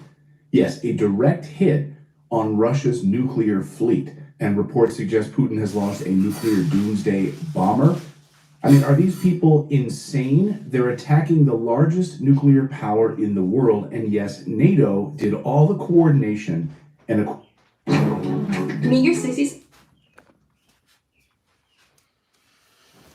They are insane. That's what's going on. We got all this insanity that's going on, and you're going to have people being blown up. 18 months of planning to pull this off. That is some news emerging that the Ukrainians think When that they have Biden was in inflicted office. some significant damage on Russian bombers. Ukrainians, meanwhile, fed up with Zelensky's conscription goons over the past 48 hours, they're fighting back. These guys tried to throw another young man into the meat grinder, but Ukrainians have had enough. Hear it? They attacked the goons, slashed their tires. We saw these videos before. See, where y'all the don't know what's going on in group of moms Ukraine. came together and started beating the crap out of these Ukrainian conscription goons. And we learned this week, that those goons are getting between $100 and $500 per civilian that they round up and throw into their truck in order to die in this war. So their life is worth at most $500 US. It's disgusting. And in a move that sends a clear message about the consequences of provoking Moscow, Russia also targeted major food and grain facilities overnight, crippling Ukraine's already around the fragile world. export They're going to attack the infrastructure. food source. Meanwhile, instead of pursuing peace, Ukraine is doubling down on escalation by targeting civilians, yes, killing civilians. Just look at this report from Ryelsk, where Ukrainian forces launched strikes that hit residential homes, civilians being caught in the crossfire every day. What do y'all have to say about that? Because Washington won't stop pouring gasoline on this fire. And then last night, multiple agencies say a bomb went off, striking a civilian train in Russia, killing at least 7 as of this recording. 7 civilians, injuring 28 people. Eyewitnesses say an explosion went off, bringing down the train as it was about to pass. I don't believe in coincidences. The moment this train is moving overhead, boom, this explosion goes off. Multiple agencies say this was sabotage, clearly. And as this whole thing escalates right now, guess who's missing in action? President Donald Trump. Not because he's unwilling. He wanted to be the peace president. I'm not sure exactly what happened. But because his own advisors and so-called allies aren't telling him what's really happening. A reporter asked Trump this week about Russia's retaliation for Ukraine's recent failed assassination attempt on Vladimir Putin. The reporter referenced the failed strike on Putin's helicopter, an attempted decapitation of a world leader, arguably probably the most powerful man in the world. Trump looked confused, like he had no idea what they were talking about. Can I follow up on that? A Russian commander reportedly said that Putin was almost caught in the middle of a drone attack from Ukraine. So do you have any... I haven't heard that, but maybe that would be a reason. I don't know, but I have not heard that. And even after that incident, he was asked about it again and still didn't seem to know what was going on. I have gotten to see things that I was very surprised at. Rockets being shot into cities like Kiev during a negotiation that I felt was maybe very close to ending. We were going to solve a problem, and then all of a sudden rockets got shot into a couple of cities and people died. I saw things that I was surprised at. So, and I don't like being surprised. This is all so strange. So the question is, which neocons are hiding vital information from President Trump? Why is the president being kept in the dark as Europe teeters on the edge of nuclear catastrophe? The United States and NATO, we do not care how many Ukrainians die. Not civilians, not women, not children, not soldiers. We do not care. I don't think Ukraine has anything to do with the decision about peace or war. I think the decision about peace or war is made in Washington, D.C. And why did NATO target Putin last week? As we reported on Redacted, Ukraine can't hit the broadside of a barn without NATO targeting and telemetry. NATO tried to assassinate Putin last week, plain and simple. Wow. Why did they do that? Remember, Ukraine admitted that when Trump shut down all of their intelligence gathering and targeting, they couldn't do anything. They were sitting ducks. So they couldn't have hit Putin without NATO's help. So the answer might lie with swamp creatures like Senator Lindsey Graham, who just gave up the charade. Graham says, quote, "Enough is enough. Peace talks have failed. It's time to act." He's pushing his anti-Russian sanctions bill next week and says Putin's going to be hit hard by the United States. The game that Putin's been playing is about to change. You He's know going to what? be They hit and hit paying him $1 hard billion. They by get the money. United They get States that undertaker when it money. comes to sanctions. And these sanctions will cripple his economy. Look at this. They will be bone crushing to a nation that is basically, as one of our colleagues once said, a gas station with nuclear arms. This bill is a ticking economic time bomb, not for Russia, but for us. Remember, we've already levied incredible amounts of sanctions on Russia, and what has it done? It's brought them closer to China. It's for just a little bit longer, we're giving up. It is really ridiculous how we've been so gaslighted, but we're going to fight each other until expanded the BRICS no nations more by a America. landslide. The dumping of U.S. currency, the driving of the U.S. dollar right into the toilet, that's what it's done. Widespread inflation all across the United States. Hello, do you remember the last 4 years? So get this, Lindsey Graham wants to impose wide-ranging sanctions in response to the Afghanistan withdrawal. Yeah, you heard that right. A bill that was supposed to punish the Pentagon for abandoning Americans is now being repurposed to launch economic warfare on Russia. Why? Because the military-industrial complex needs this enemy now that we're not in Afghanistan anymore. And Russia, of course, fits the bill perfectly. But the joke's on us. Just look at the US dollar. Over the past 48 hours, the dollar plunged to its lowest levels in 3 years. These reckless sanctions are backfiring. Instead of collapsing Russia's economy, they're wrecking our own. And Putin? He's sitting back watching NATO collapse under the weight of its own arrogance. Even Germany's own finance minister, Christian Lindner, had started telling the truth. He says a defeat of Russia is impossible.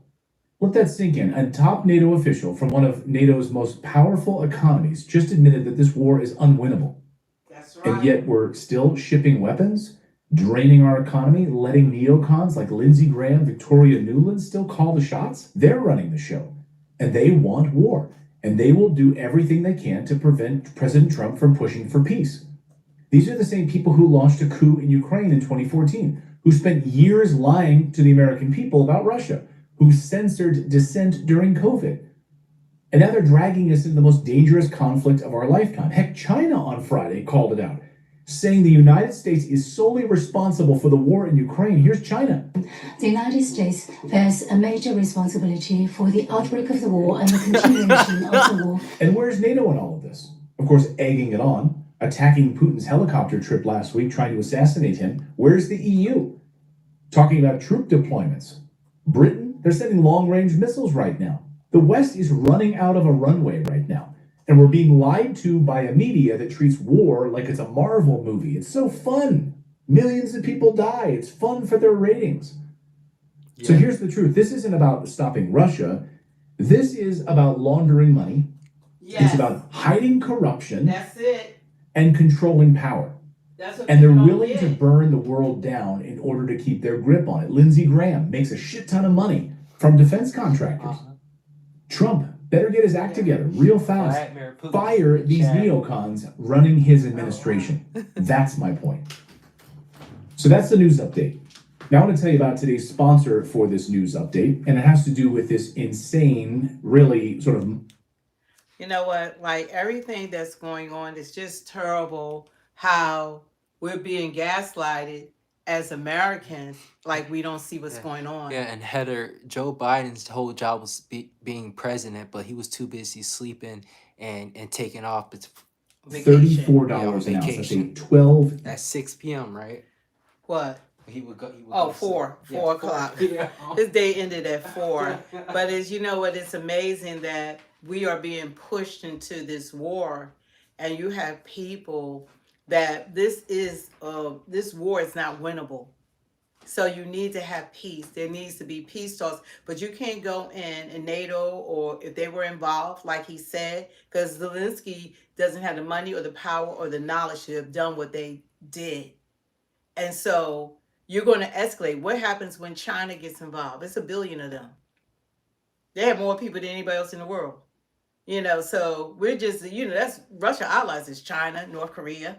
So you push the United States, and Europe is not, what are they going to do? What are they going to do? So the United States is going to have to fight everyone. So that means now the United States, we don't have to worry about the economy. It's not going to be any people left, because everybody's going to get nuked in a nuclear war. Because the thing about it that Trump is trying not to have the war, because this would be a war like no other. When the first person to start dropping the bombs, it's going to spread throughout the world. It's going to get all of us. Those bombs impact everybody. So you want to have leadership that's going to talk peace. You don't want these crazy behind politicians running around trying to escalate us into a war. That's not our war. And when the big dogs start getting involved, when China come, the United States come, North Korea come, Iran come, all these different people, then Ukraine, that little strip of land that Putin was able to capture, is going to be nothing in comparison to the world fighting because of this mess. Because and Trump is concerned about the loss of life, 5,000 soldiers, I think it's a week. That's going to escalate to millions of people. Yeah, Andrew, we've had a part in this, but this wasn't Trump the one doing so. Trump wasn't in office. It was Biden, the Democrats. Biden and Kamala. And Putin saw that we had weak leadership. And y'all saw Kamala. Don't act like y'all didn't see what she was. Solace. Don't act like y'all didn't see Biden. That was the best time to take advantage. And we got all these crooked politicians, these Democrats supposed to fight for everyone. They didn't fight for us. They fought for illegal immigrants. That's all they fight for. And look what has happened to this country. It's a mess now. And this is something that they were supposed to handle. It was their job to prevent this from happening. But they were so busy trying to, the greed and the power and the money, that's what's the forefront of everything.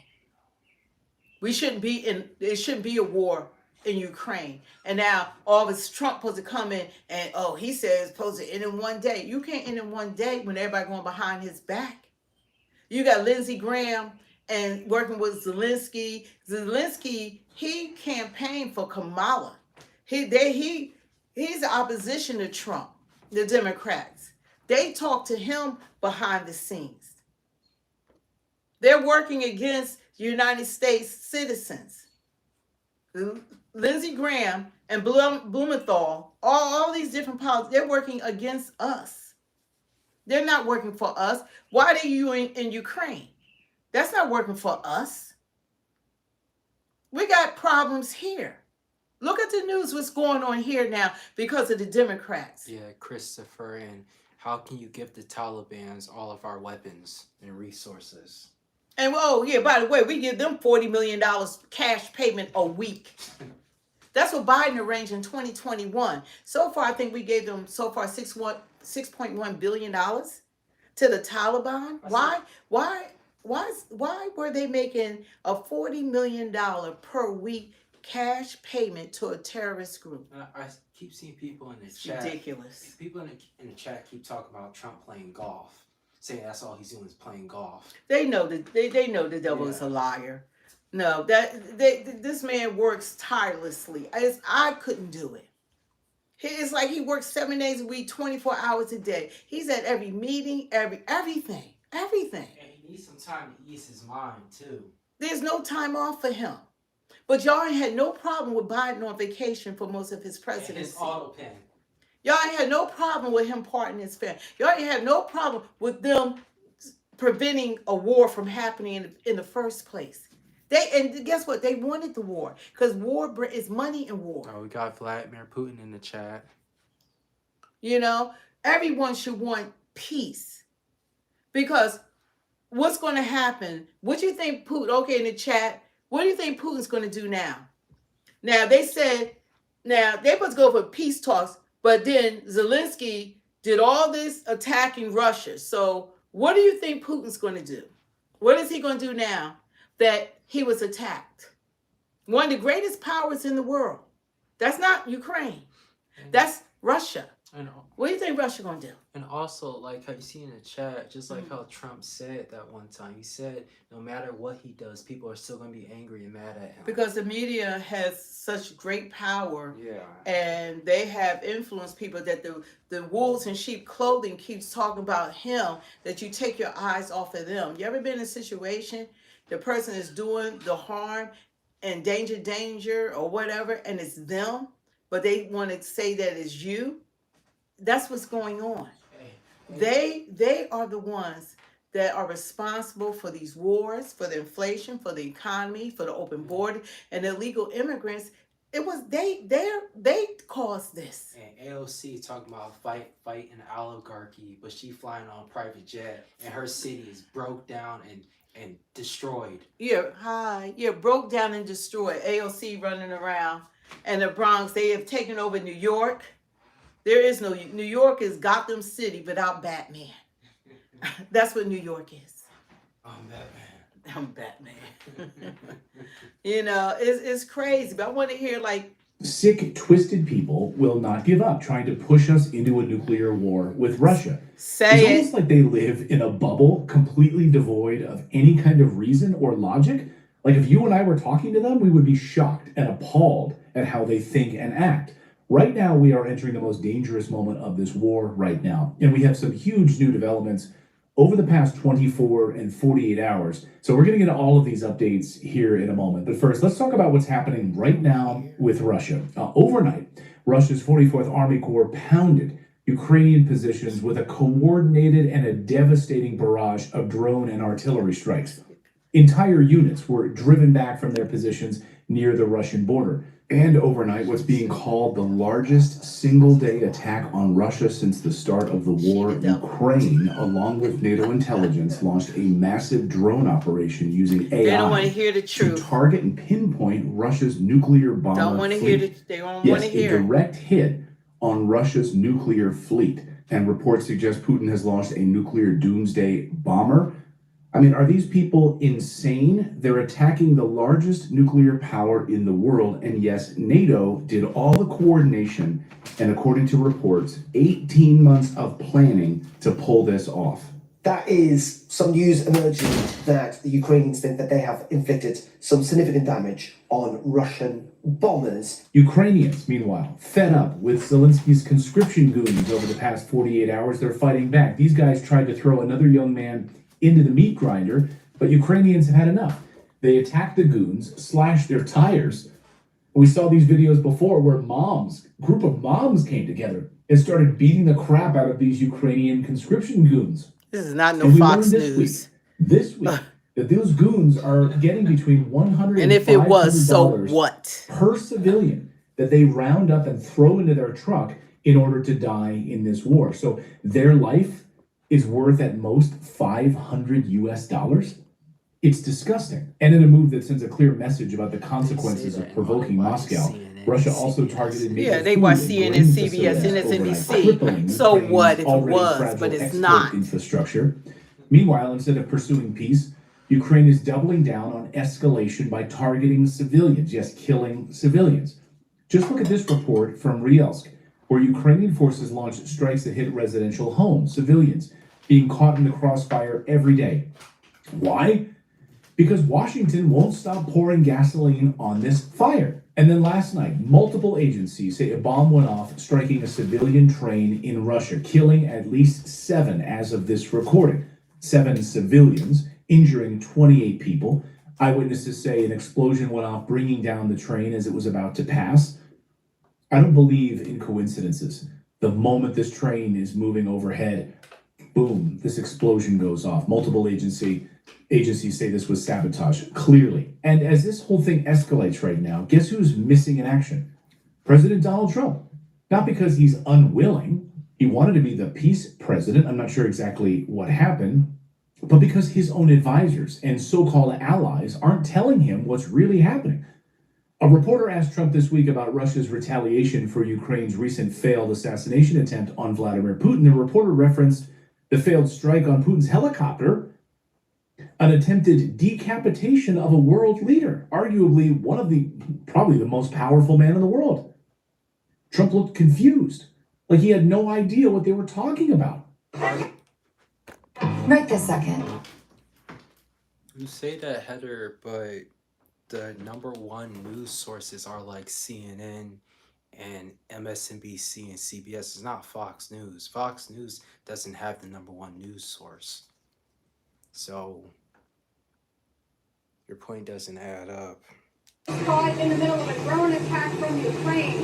So do you have any... I haven't heard that, but maybe that would be a reason. I don't know, but I have not heard that. And even after that incident, he was asked about it again and still didn't seem to know what was going on. I have gotten to see things that I was very surprised at. Rockets being shot into cities like Kiev during a negotiation that I felt was maybe very close to ending. We were going to solve a problem, and then all of a sudden rockets got shot into a couple of cities and people died. I saw things that I was surprised at. So, and I don't like being surprised. This is all so strange. So the question is, which neocons are hiding vital information from President Trump? Why is the president being kept in the dark as Europe teeters on the edge of nuclear catastrophe? The United States and NATO, we do not care how many Ukrainians die. Not civilians, not women, not children, not soldiers. We do not care. I don't think Ukraine has anything to do with the decision about peace or war. I think the decision about peace or war is made in Washington, D.C. And why did NATO target Putin last week? As we reported on Redacted, Ukraine can't hit the broadside of a barn without NATO targeting and telemetry. NATO tried to assassinate Putin last week, plain and simple. Why did they do that? I got to reply to this comment, but I asked ChatGPT, and the #1 news source that says is CNN. They get 830 million monthly visits.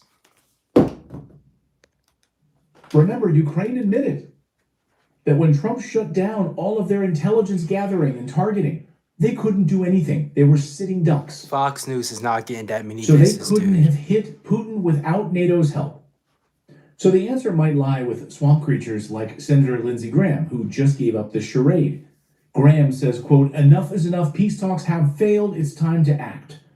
He's pushing his anti-Russian sanctions bill next week and says Putin's going to be hit hard Time to act. by the United States. The game that Putin's been playing is about to change. He's got to be hit. Why and are hit you there, hard mister? by the You're United supposed to represent States South When it Carolina. comes to sanctions, and these sanctions will Look at cripple this. its economy. They will be bone crushing to a nation that is basically, as one of our colleagues once said, Look at these two a gas freaking station bastards. with nuclear arms. I'm This bill is sorry. a ticking economic time bomb. It's not a for time Russia, bomb for us. but for us. Remember, we've already levied incredible amounts of sanctions on Russia. And what has it done? It's brought them closer to China. Yeah. It's expanded the best BRICS buds with nations China by now. a landslide. The dumping of U.S. currency, the driving of the U.S. dollar right into the toilet. That's what it's done. Widespread inflation all across the United States. Hello, do you remember the last 4 years? So get this, Lindsey Graham wants to impose wide-ranging sanctions in response to the Afghanistan withdrawal. Yeah, you heard that right. A bill that was supposed to punish the Pentagon for abandoning Americans is now being repurposed to launch economic warfare on Russia. Why? Because the military-industrial complex needs this enemy now that we're not in Afghanistan anymore. And Russia, of course, fits the bill perfectly. But the joke's on us. Just look at the US dollar. Over the past 48 hours, the dollar plunged to its lowest levels in 3 years. These reckless sanctions are backfiring. Instead of collapsing Russia's economy, they're wrecking our own. And Putin? He's sitting back watching NATO collapse under the weight of its own arrogance. Even Germany's own finance minister, Christian Lindner, had started telling the truth. He says a defeat of Russia is impossible. Go Let ahead. that sink in. A top NATO official from one of NATO's most powerful economies just admitted that this war is unwinnable. And yet Did y'all we're hear still that? shipping weapons, draining our economy, letting neocons like Lindsey Graham, Victoria Nuland still call the shots. They're running the show.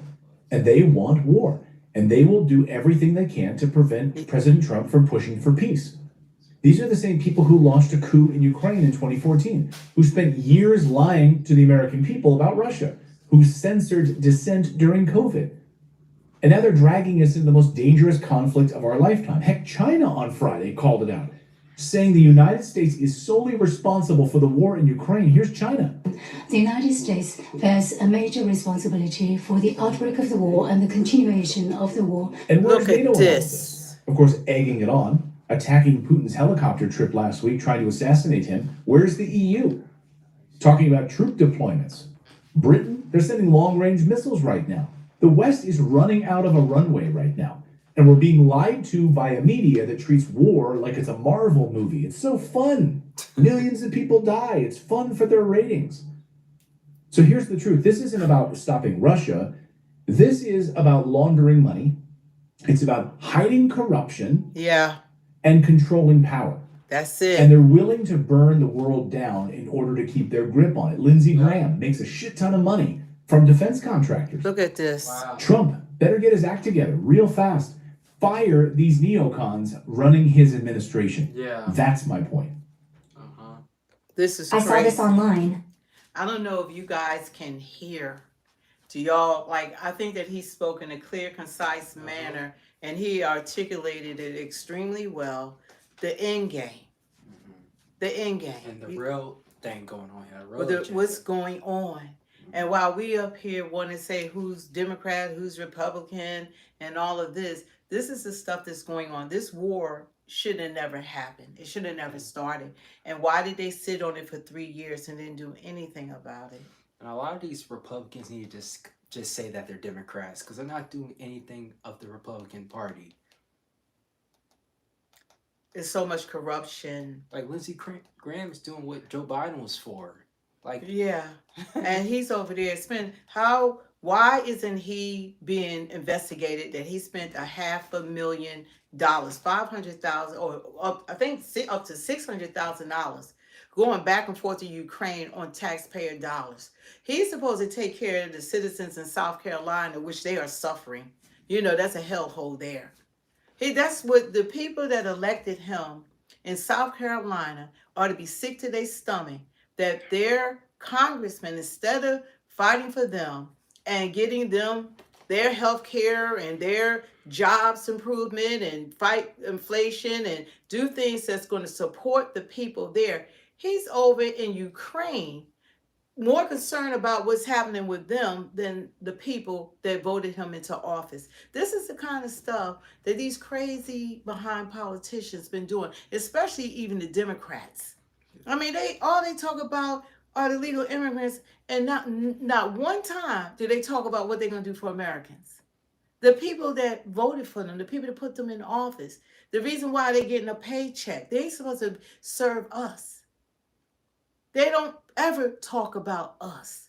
They over in the prisons the ICE detention center. I think it was in New Jersey. What was the mayor? Baraka is his name. He told me he wanted to see how they being treated. The criminals that committed crimes since they've been in the United States was already convicted of crimes from their countries, but he don't go to the prisons to see how American citizens are doing in prisons because there's no news media. But you gonna go to see how they being treated, but you're not seeing how the prisoners here are being treated. I heard they're raped all the time. The conditions are horrific. There's no rehabilitation. People in the chat have to understand something. Okay, let me just put it like this. Okay, Zelenskyy and Putin, I'm saying Putin too, are not going to be in the war. It's going to be people like you and me on the front lines in the war while they're going to be safe and sleeping sound in their bunkers. So this is a very serious thing that needs to be handled quickly, and it seems like Zelenskyy is just trying to agitate Putin. It's not even gonna be that type of war with boots on the ground like that, because they're using drones and they're going to be using nuclear bombs. So regular citizens are going to be incinerated. We're going to all go up in flames. Yeah. You know, you're just going to be waiting to die. It's going to be a war that are going to affect citizens, people who aren't fighting the war. That's what's going to happen if this escalates. That's why it's so important to prevent it from happening, because once it starts happening, then it's going to be nothing to stop it. Sharp, that's completely different than what we're talking about. But you could thank Biden for everyone being in prison in his 1994 crime bill. They don't want to. It's just amazing, like all this stuff that has happened and the things that have gone on. It's like people, like, I think that man, he's spoken a clear, concise manner. Hang on. We tried in the first administration to make the Muslim Brotherhood, and we failed because of the deep state and the apparatus, the administrative state shut us down. There are You're making efforts to excuses, Steve. You've got the power. If he wants to do it, why doesn't he do it by executive order? I want to find a part that when he's talking about what's happening in administration. Oh, love you too, Upgrade. He said, love you guys. God bless you. And God bless you, Upgrade. God bless you. And much love to you, Paul. He said, much love, MAGA Patriots. And God bless you. I really don't think that people understand that this is more serious. I think we live in a day and time that it's not like before. It's more serious now. You know, this is not like you go and you send people off to war and they fight the war, and those who come back get to come back, those who give their lives, you know. But now, like what's going on, it's like it's going to affect everybody, everyone. It's going to affect all of us. Let's see what they got to say. I want to hear. And we're back with Steve Bannon, host of The War Room. I call him the spirit animal of MAGA because he don't forget to hit the like, share, and subscribe that the president ran on. And after 5 years of being banned, which I was never in favor of, on Spotify, he is back. You don't ban voices. You just have to have more speech. You have to have more balance. You don't ban. Now, thank you for joining us, Steve. Congrats on being back on Spotify. You already had a huge platform, but it's always good to have more reach. We were talking about domestic terror. I don't believe that this is an immigration issue specifically. What we saw in Boulder, the guy didn't sneak across the border. He overstayed a visa the way most people do that wind up being a problem in this country. But that's at home. Abroad, you got to look at Russia and Ukraine. I don't understand why you went after Senator Graham. He said he's going to sanction Russia more. The Senate's going to do it, bipartisan. They got like 80 senators together on this. You say what he's doing is wrong and that it could be a jailable offense. How so? Chris, we're being sucked into a kinetic third world war right now that's going to dwarf the 20th century's First and Second World War. And inexorably, we've been drawn in every day. What the Ukrainians did, and what the White House has said is that they never got a heads up. They attacked part of the strategic triad of the Russians. This is something Curtis LeMay would never think of.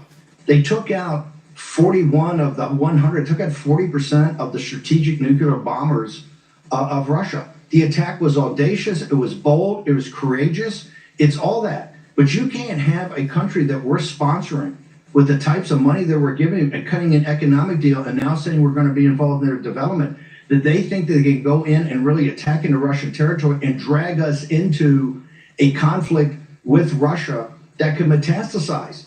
If they don't think if they don't think that they have to come back to the United States and ask permission, or the deep state out of Wiesbaden, which the New York Times reported, is the German and American intelligence community are running this war.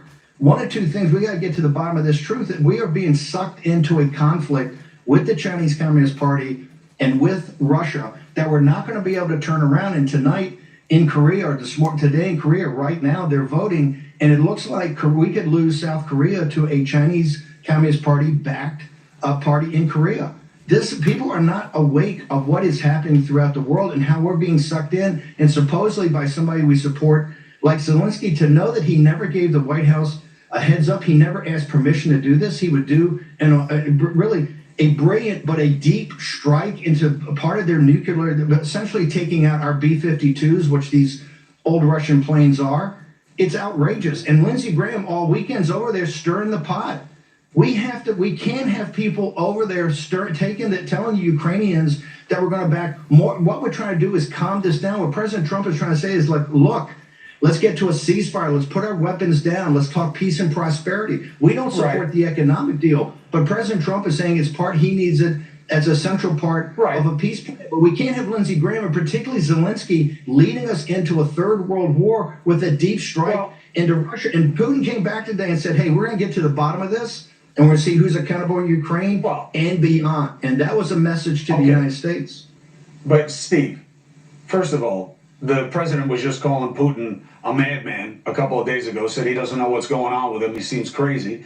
Putin has been attacking civilians as much as he can. So the idea he's going to get to the bottom of it like he's some fair broker. I don't know whether it's true that Ukraine didn't give us a heads up and that the United States wasn't involved in the planning or execution. I don't know that. I know what the White House has said. I don't necessarily believe it. I don't know that it's not true either. But I don't understand how you could want to jail a U.S. senator because he's saying something you don't like. Because that sounds like the worst of the deep state. Looking to hire? ZipRecruiter delivers candidates with the right skills and experience. Jail him. Put him in jail. And what he's doing over there right now is stirring it up. He's giving the Ukrainians. But it's not illegal.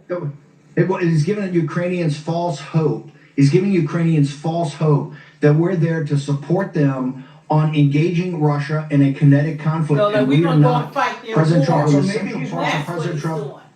Hey, so maybe he's wrong. But what do you say? Throw him in jail. Two things ought to happen. Either cancel his passport and don't let him back in the country, or put him in jail if he comes back. Lindsey Graham is stirring it up right now. And people better wake up to the fact that we're getting sucked into this war. And if we get sucked into this war, it's going to be tough. But first off, you just said the intelligence community. If the intelligence community actually did this, this is an act of war against Russia.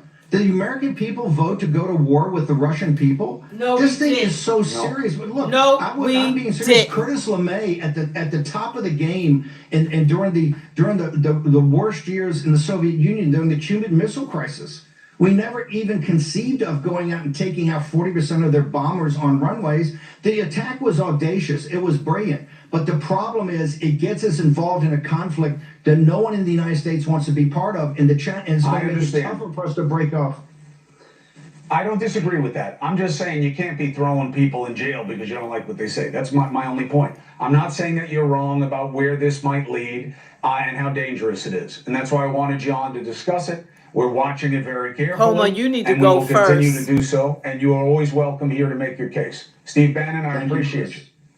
Thank you. I just think that what he made a great point is that I think that the media's done a good job that we're not focused on the real deal and what the real picture is. And that's why it's good that there are content creators and people that have no skin in the game that can really bring you what's going on. I love listening to Souree Dawkins. He's a wonderful content creator. Jordan Cash Jordan, Nick Shirley. There are a lot of people out there that are actually doing their homework, and they're, bringing you content that you can believe what they're saying, actually believe them, because the news media is biased. That whole campaign, or, during the presidency, like the media is totally for the Democrats. It was 93% biases against Trump and favoritism towards Kamala or Biden. But to me, they did a disservice to the American people when you don't tell the flaws of both parties. Both parties, not one party. That was a disservice to the American people to hide a president that was unfit for duty. And then to try to push a vice president on us that there was no primary. No one voted for her to even run for president of the United States. She was given to you, and they said that Trump was a threat to democracy when they are a threat to democracy. Without a primary, you didn't even get to choose who was running for president. So they weaponized the judiciary system. They did against Trump. They did. They went after his Mar-a-Lago. They went after his money. They tried to take him off of ballots. And who knows about the 2 assassinations? Well, I think it was 3 assassination attempts against his life. So a lot of stuff went on, and we still don't know anything about crooks who shot at the president. Still don't know about his family. Still don't know who he is. Still don't know who's behind it. I mean, when other presidents were assassination attempts, you knew everything about the people that attempted the assassinations. Still haven't heard anything about them. They try to act like this little young boy outsmarted the Secret Service, Homeland Security, FBI. Like, he just outsmarted everyone.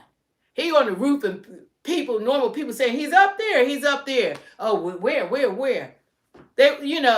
They knew about him being out there for about 2 hours or whatever, but they allowed that man to go on stage, and Corey lost his life, the firefighter. He lost his life because of it, because of their non-action. So we just got to look at that. The reason why I feel so concerned about it is because the outcome is not good. And Putin's going to hit back. And you can't have peace talks if the fighting is escalating. And that's what they wanted. Putin is not going to let them do that to him. And he doesn't hit harder. He's a bigger power. He's one of the biggest powers in the world.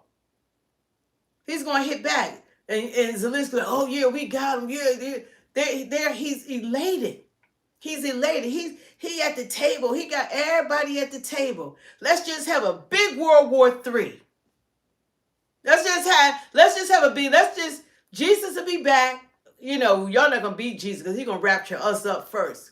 But we most definitely living in the last times, because this is serious. It's serious. It got my attention. It's serious. We got people over there that shouldn't be over there. They're not talking on our behalf. Nobody appointed them to go over there talking for the United States, talking for us. It's not our war. Talk for what's going on here. That's what they're saying. We got a president supposed to be doing the talking, not them. We got to wake up, because, like I said, we don't want to. This is not a thing like I told y'all so, because I don't want no people bombing. They bomb us, we're done. They're using drones. It's not no hand-to-hand combat. They want drones and nuclear bombs. Those are the wars now. This is 2025. Those old wars that you send people out, the troops out, and the tanks out, and the airplanes, the jets, and the Navy out. Those days are behind us. They like, oh no, let's just drop some bombs. Let's use the drones. Those are the wars now. And those wars, like they already said, that is like, I think it's affecting food supply. I forget where they said food supplies. That's all they got to do. We got China here. They don't know where 54,000 Chinese men are here. They try to bring some dangerous substance into this country. They just apprehended. So, they want to beat us inside out. While we doing all this, they're going to pollute our water, mess with our food source. All these other things are going to be going on. that we're not paying attention while they're distracting us with what's going on over there, which should never have happened. It should have never had happened. All these problems we have is because of the Democrats. It should have never have happened. How about that? Don't you want to see? I'm like this. I like to prevent stuff. I don't want things to happen and then I react. We're supposed to be ahead of it. A leader, you're ahead of it. Because then you're behind something you can't catch up with. Hi. Hey, how you doing today? Welcome to Speak the Truth 2.0. I'm glad one of my moderators is on. Thank you. How are you doing today? You know, and we're being so gaslighted by this administration. And Zelenskyy is having his way. The whole time when he was meeting with President Trump, that was a setup with the Democrats. And I didn't know the Republicans, you know, they backstabbing Trump anyway. They're sitting there and they tell him, you'll be in front of American media and now you can just, you know, put him on the spot and you could go after our president. We're behind you, Zelenskyy, because Zelenskyy, he was there campaigning in October for Kamala. He supported the opposition, just like J.D. Vance said. And now you got Senator Lindsey. He's over there to spend $500,000 traveling over there. How did this man get to spend $500,000 of our taxpayer money going over there to Ukraine? And like he's trying to tell them, don't worry about the president. We got 3 branches of government and we're going to put up legislation that we could pass and we're going to do this. Forget Trump. We don't want peace. Blumenthal and Lindsey, they want war because they should be seeking peace. That's what should be going on. But they're not. They're not seeking peace. They're escalating. They want everything to escalate. They high-fiving each other. But guess what? Be ready for Putin to hit back. Trump, he had an hour talk with Putin. And guess what? Putin, he said he coming for him. You can't do that and you want peace talks. Soldiers, but they admitted there was no immediate end of peace in sight, an immediate ceasefire. Not only that, we know that Russia is a close ally of Iran. They partner together strategically and militarily. So any assistance on that front could push Iran perhaps into an agreement. So 2 interesting notes there. And Ari, this all comes against the backdrop of President Trump saying, I'll know in 2 weeks whether Putin is serious. And he said that about a week and a half ago. So this development coming as he's really prodding Putin to push towards peace. Yeah, and it doesn't sound like there's going to be any prospect of peace between Ukraine and Russia. If there were, if the president had any inclination from President Putin that there was something encouraging, we'd have seen it in that Truth Social. Its absence speaks volumes. Look, I think the only way to get peace between Ukraine and Russia is for Ukraine to continue to bring the war into Russia. That strike against the 40 Russian long-range bombers was instrumental in telling Russian people and the Russian government there's a cost to you for continuing your attacks in Ukraine. You need a stalemate in order for 2 parties to come to a peace terms. Right now, there's been an imbalance until this recent Ukrainian attack inside Russia. I don't know if the Ukrainians can sustain it, though. And if you're Russia, you might want to just continue to keep the attacks going because you think you can win. That's why I think this was very risky for President Trump to think he could be the peacemaker. America's strong. President Trump is strong. But we can't do everything around the world. And I think if Russia and Ukraine won't make peace, we can't do it for them. Kaylee, interestingly, in the middle of that Truth Social, as President Putin did say, and very strongly, that he will have to respond to the recent attack on the airfields. I'm sure that caught the ear of Zelenskyy. Absolutely. And I think that one thing to Trump's credit is we have full confidence that both Putin and Iran, all these other countries that he's dealing with, know for a fact that Donald Trump is not messing around. I think what's happening here is Putin is deliberately testing the bounds to see how far he can push Trump, how far he can push this administration before receiving a really harsh rebuke. But Donald Trump is not messing around. And I think that these countries know that, the American people know that, and that's why they elected him to handle our foreign policy. Yeah, and Laurie, this comes against the background of the Hill. The Russia hawks are meeting today. It's a bipartisan group. It's Blumenthal and Graham about potential sanctions on Russia. You know, notably, I always point out President Trump on his watch, you did not see Putin go into sovereign territory. You did see that with his predecessor. You saw that with President Biden. There's an absence for years. So there is a respect there that could be leveraged by President Trump. Yeah, and he's talked about that too. You know, we didn't see the issue in the Middle East. When Donald Trump was in the White House, we didn't see an issue with Russia, and in large part when he was in the White House. I interviewed last week on my show General Keith Kellogg, who is a special envoy to Russia and Ukraine. And when he was talking about the discussions that have been had, that he is privy to between these two countries, he says Ukraine is very clear on what their parameters are, where they are, and what it would take for them to come to a peace agreement. Russia is not. He said they will not actually give us any framework to use. And so I think that's the needle that President Trump is trying to thread. If there's anyone who can thread that needle, if there's anyone, to Kaylee's point, who can tell the rest of the world, I mean business, and they know he means business, it's President Donald J. Trump.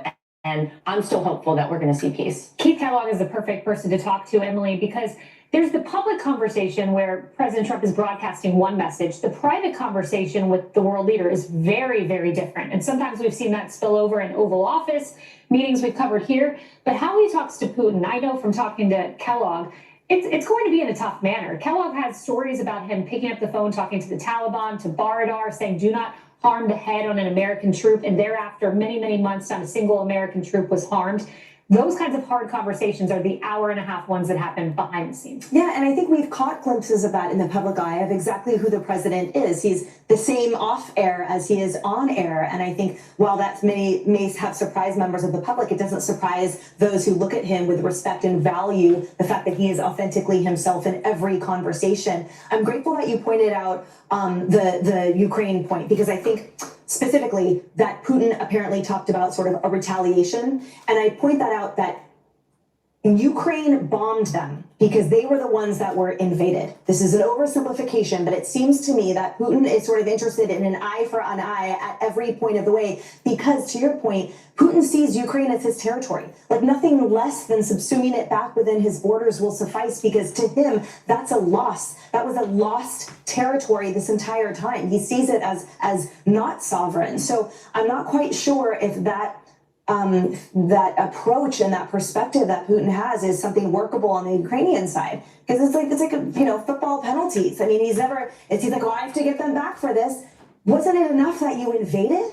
But clearly it's not. So tough road ahead. I agree that my faith is in our president to get it done if it's possible, but I think we still have a rocky road ahead. This is also where I question President Trump's ability to influence these events, because President Putin does not care.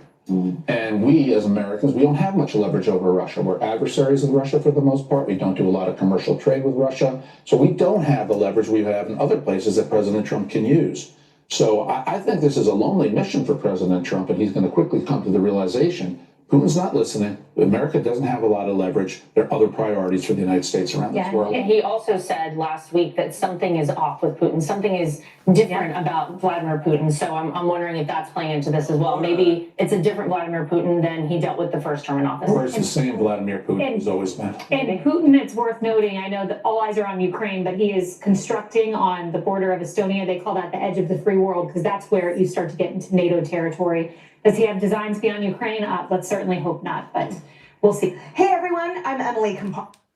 There's a lot going on, but one thing I know, the war needs to end, and we don't need them going back and forth. And I think the United States might have to just let them just bomb each other, because it's not our war. We have our president. He has his own problems here in the United States, like bringing us together, that we are one nation under God, and USA and America first. It's time for us to focus on what's best for our country. He's doing all he can do to try to bring peace to these two countries, but then you got people still behind his back that they're over there. And they shouldn't even be over there, speaking for us. You got Lindsey Graham spent $500,000 of American taxpayer dollars when he's supposed to be the senator for South Carolina. Why is he over there? Wow. Huh? This the real life House of Cards. Yeah, it is. Real life House of Cards. I gotta watch that show. It's like, it's a real life House of Cards. You got all these players and these people that are that don't care if there is a World War III. And the difference about this is not going to be a war that's going to be won by soldiers. It's going to be won by bombs. And it's not going to be just people who are in the military that are going to be fighting the war. You know, now when we get involved, it's all over with. That's it. Everybody's going to be fighting then. So we have to keep a cool head. And I'm glad we have a president that keeps a cool head. Because Biden wasn't even president. They wanted a World War III because his money and his power in world wars. And they could retain power. They don't care if they destroy everything as long as they retain power. Look what they did to the United States of America. These fools, 4 years, I voted for them people. And what they have done to this country during the 4 years, I don't know if we'll ever get our country back to where it was. You know, they did a lot of harm. Opening up those borders, allowing everyone to come in. No, you know, none of these people were vetted.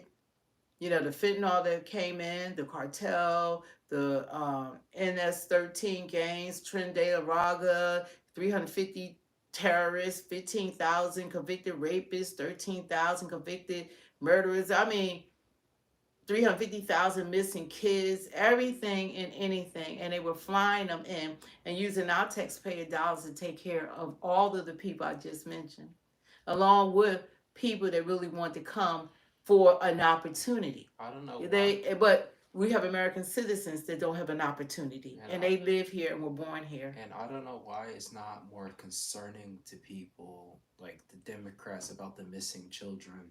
The missing children, they don't even make the news. Yeah. They're the 350,000 missing kids. They don't make the news. They fight, you know, the border czar tooth and nail. They fight everyone to even get the worst of the worst out of this country. You know, because it's not about the people of the United States. It's all about power. It's all about money, and that's what it's about. They don't care about the illegal immigrants. They were brought in here to become voters, because they want to retain power. They're like, giving you cars, houses, luxury hotels.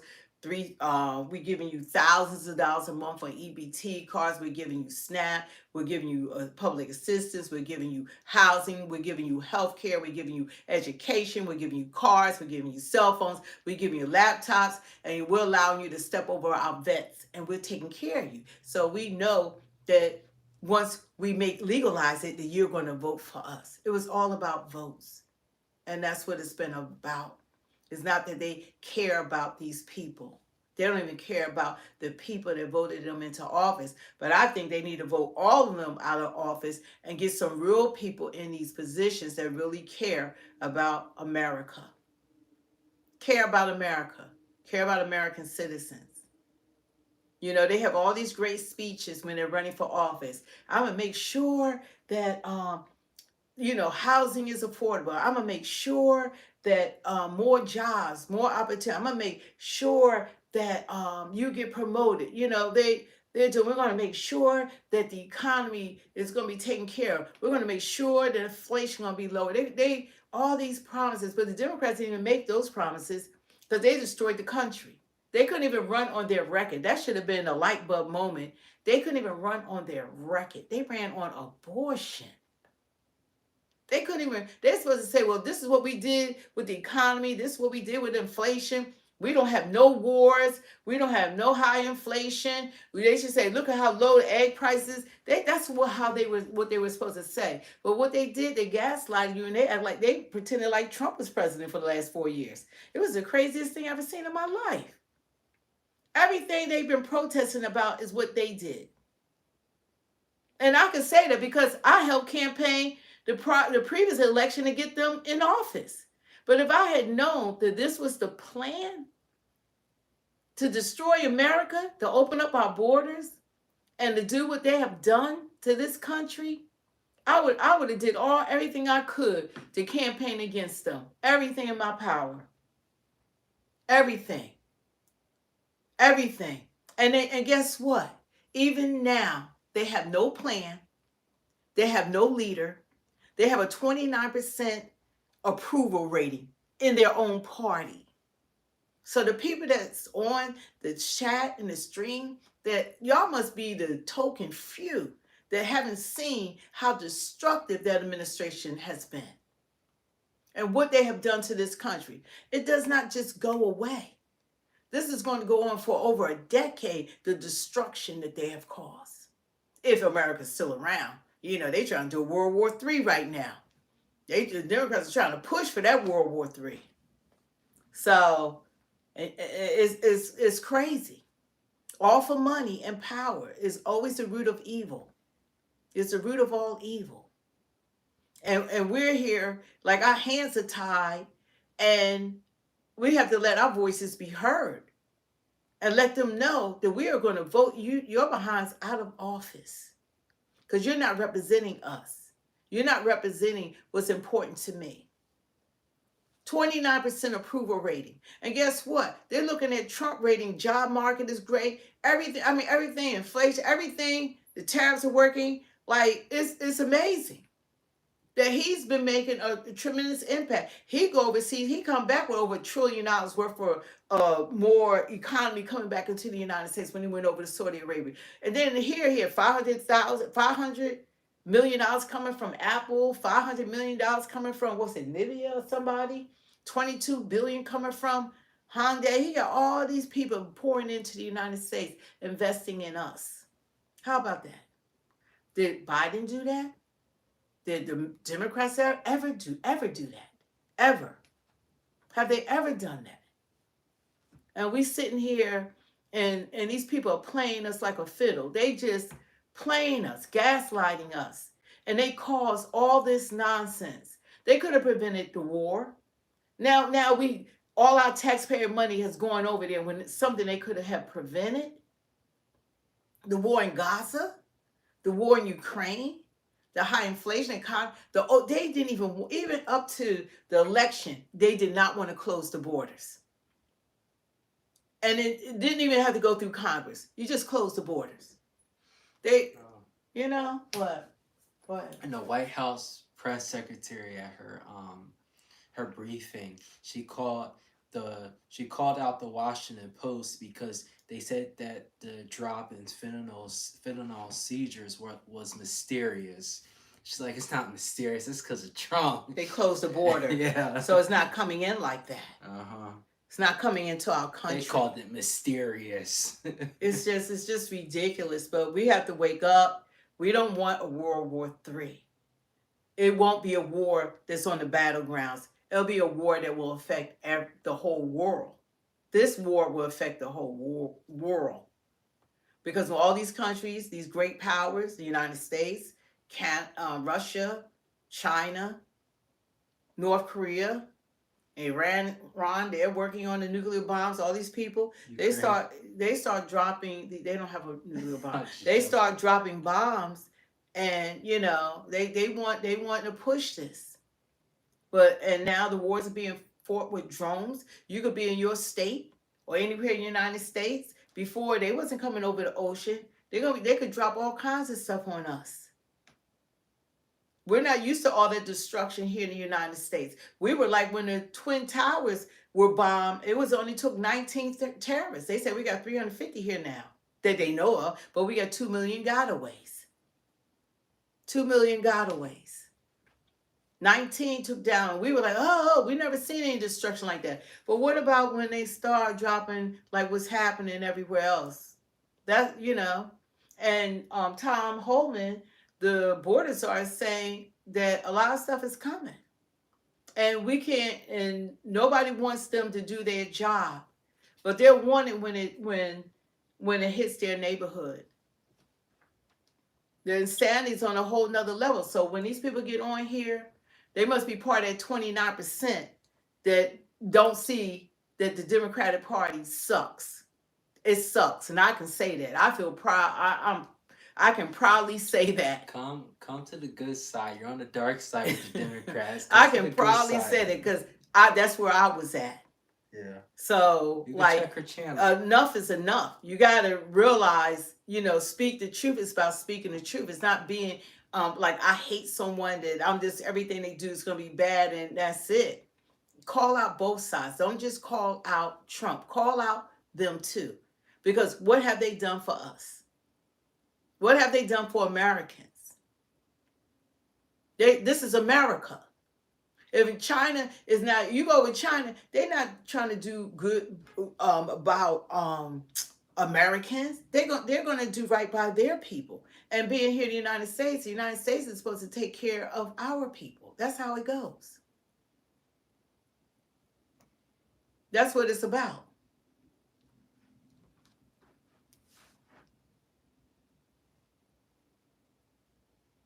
And they tell me, what did Trump do for you? Run down the list of his accomplishments that he's done for the last 4 years. Or we could start even with what he's done for black people. Like Biden, good old Biden said, ain't black unless you vote for me. He's the father of the 1994 crime bill that caused mass incarceration of black people. When you take black fathers out of the household, then they don't have the upbringing and they don't have that male role model in the household because they're in prison. So then you have the mother that's trying to hold down the house. So she's working 1 or 2 jobs. So then the kids are left to the street, and the kids want the LeBrons, the Jordans. They want the Steph Currys. They want the diamond jewelry. They want everything that they see people have that are well-to-do. They want those things. Nobody wants to be without nice things. So they get caught up in committing crimes. And when a black child or someone commit a crime, they don't get like a second chance. They get locked up and the key is thrown away. They could be a misdemeanor. They could get 20 years because then nobody has the money to get a lawyer. So they're going to get poor representation, and that public defender is going to say, okay, the judge want to give you 30 years, but I think like you need to plead guilty, even for crimes they hadn't committed. And then they're part of the judiciary system, and it's hard to get out of it once you're in it. Black people are arrested 4 times more. It's not that black people commit 4 times more crimes. It's just black people always have a target on our backs. That's how it's been. And that's the truth.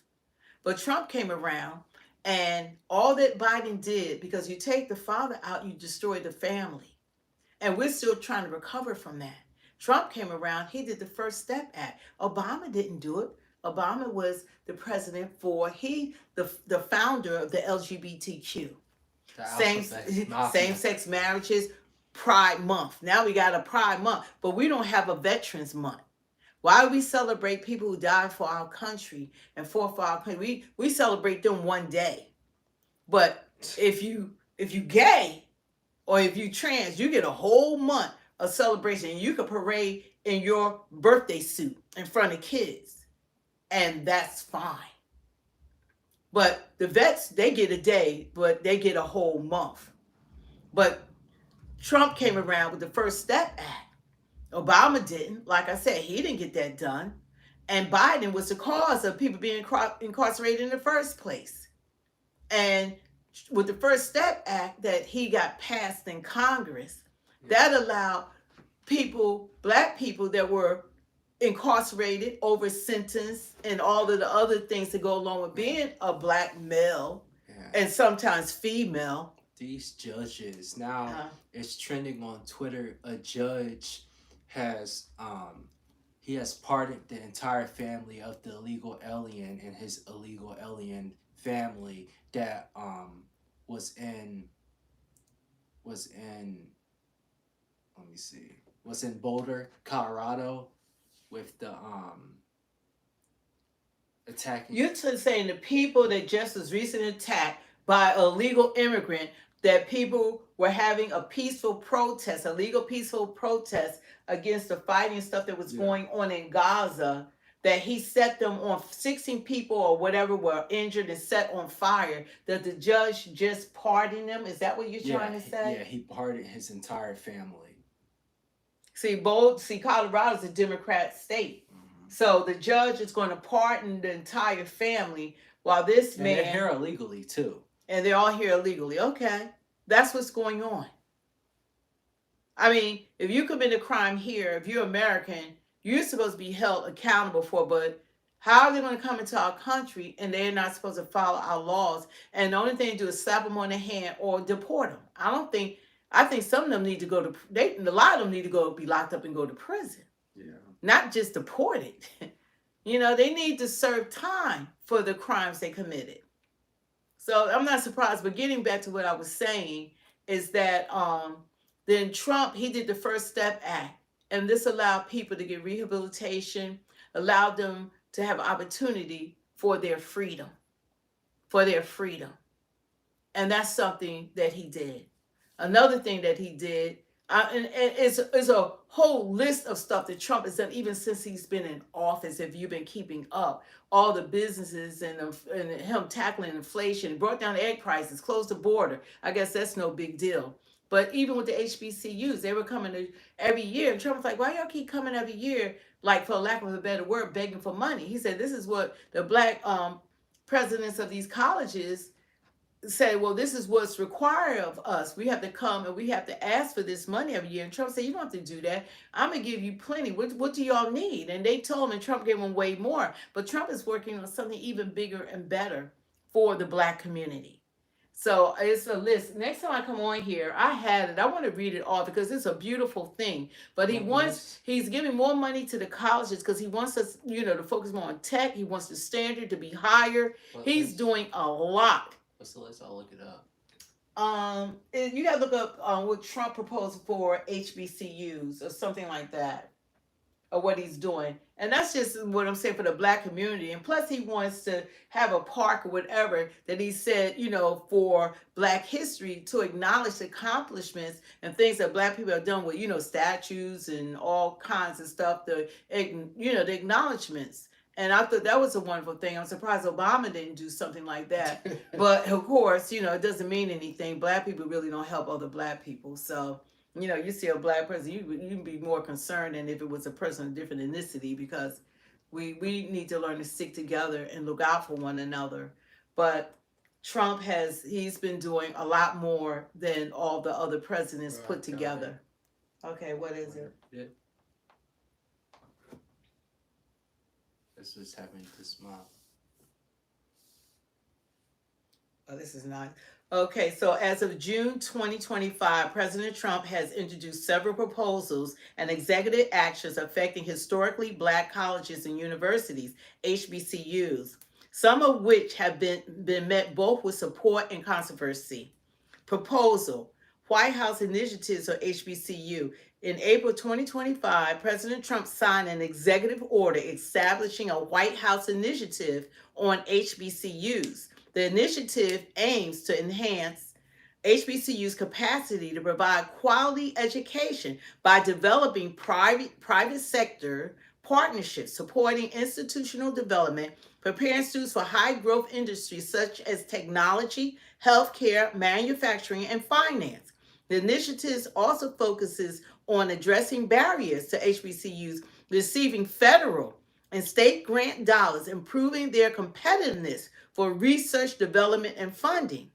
Then removal of restrictions on faith-based HBCUs. President Trump announced that faith-based HBCUs will no longer be restricted from accessing federal funding for capital projects. A recent Justice Department legal opinion declared such restrictions unconstitutional, allowing these institutions to fully participate in federal loan guarantee programs for construction projects. So here he is lifting the restrictions for faith-based HBCUs, because Trump is about putting God at the forefront. Executive orders targeting DEI programs. So he said in January 2025, President Trump signed diversity, equity, inclusion programs across federal agencies. That's across federal agencies. And what he said, the cancellation of the events was attributed to the new policy targeting DEI programs. So he's doing, so that's just some, I don't want to go on, but those are some of the things that even as of now, but he has a bigger proposal. That's not it. I got to look it up. That what he wants to do. If he does that, then I think every black person in America need to, if he was running again, vote for him. And I don't know who's going to follow him, but he's been doing not just for black people, but Trump is the president for all Americans. And of course, there's corruption in the White House. Everyone is not for him. And we can see it now. Everybody wants to be president, but the reason why I'm happy that he is president is because you can't buy him because he's already a billionaire. And that's what they were afraid of, that they can't control him. So anyway, you guys, that's just some of the stuff, but I think that we need to keep our eye. Y'all need to call your congressman, about that you do not want us to go into war, that we need to let at this point, let Ukraine and Russia, let them fight it out. Let all this sneaky stuff that they're doing behind closed doors, trying to get the United States involved, let them go ahead and battle it out. Because at the end of the day, they want us to fight this war. At the end of the day, they want a World War III. Because the only thing Zelenskyy wants to say, see what Russia did? See what Putin did? While he bombing Russia. He bombing Russia before peace talks. So how are you going to, Zelensky's a little imp. How's the little imp going to bomb Russia and don't think this great power is not going to hit back? He's going to hit back. He's going to hit back. And how are you going to have a peace talk prior to peace talks if you're being destructive? I mean, if Putin came there and didn't act right, okay, things aren't being, then you do that kind of stuff. But how you going to do it prior to the peace talks? How he going to come sit at the table with you and you done attacked him? That if you know, I can see if you know anything about Putin, he's a man's man. He's not going to go for that. That's not going to happen. So anyway, I don't know. I just don't want us to get involved. The Democrats are giving us enough problems in our own country that we need to focus on. We need to build back America. And we got a lot of things. And while we're trying to focus on that, we got a lot of problems here that we need to take care of. We got to take care of home. And that 95%, that 20, they got a 29% approval rating in the Democrats' parties because they're not doing anything for American people. They have no plan. They have nothing. They don't have a leader. They're offering us nothing. Only thing they talk about is illegal immigrants. That's it.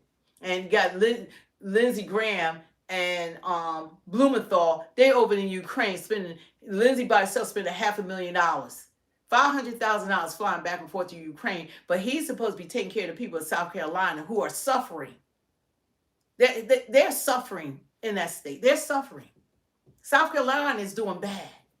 He's not taking care of the people that put him in office. I don't get this. But he's going to be voted out. His days are numbered. He's going to be voted out.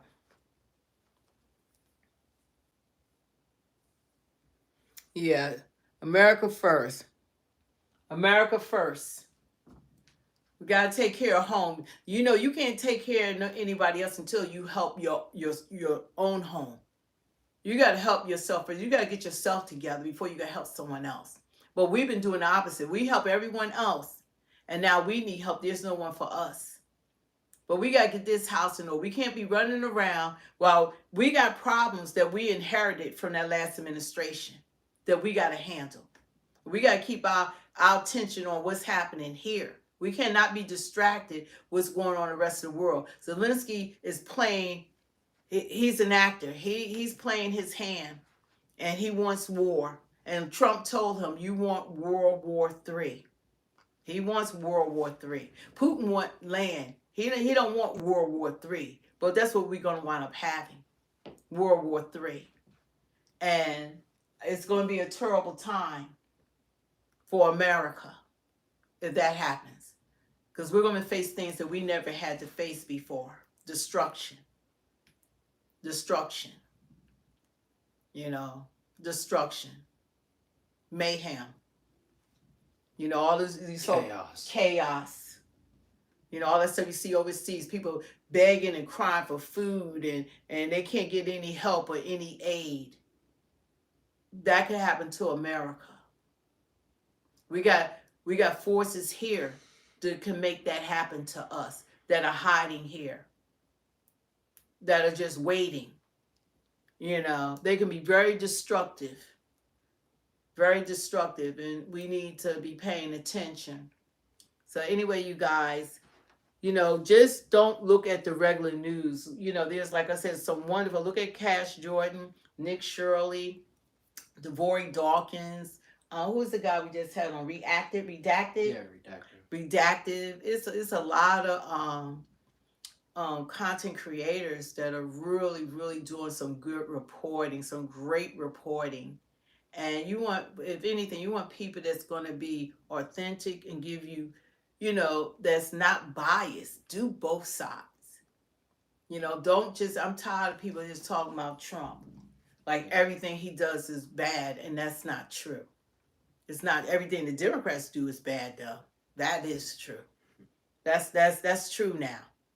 And I was on that side. I can say that's true. That's true. That's why in their own party, 29% approval rating. Unbelievable. But anyway, you guys, so thanks for joining us. We've been on here a little longer than I anticipated. God bless you. Thank you for joining us. And what's the behind the name? I can't see it. Can you see the name? You can see it from there. You good. Thanks, Mr. Busky.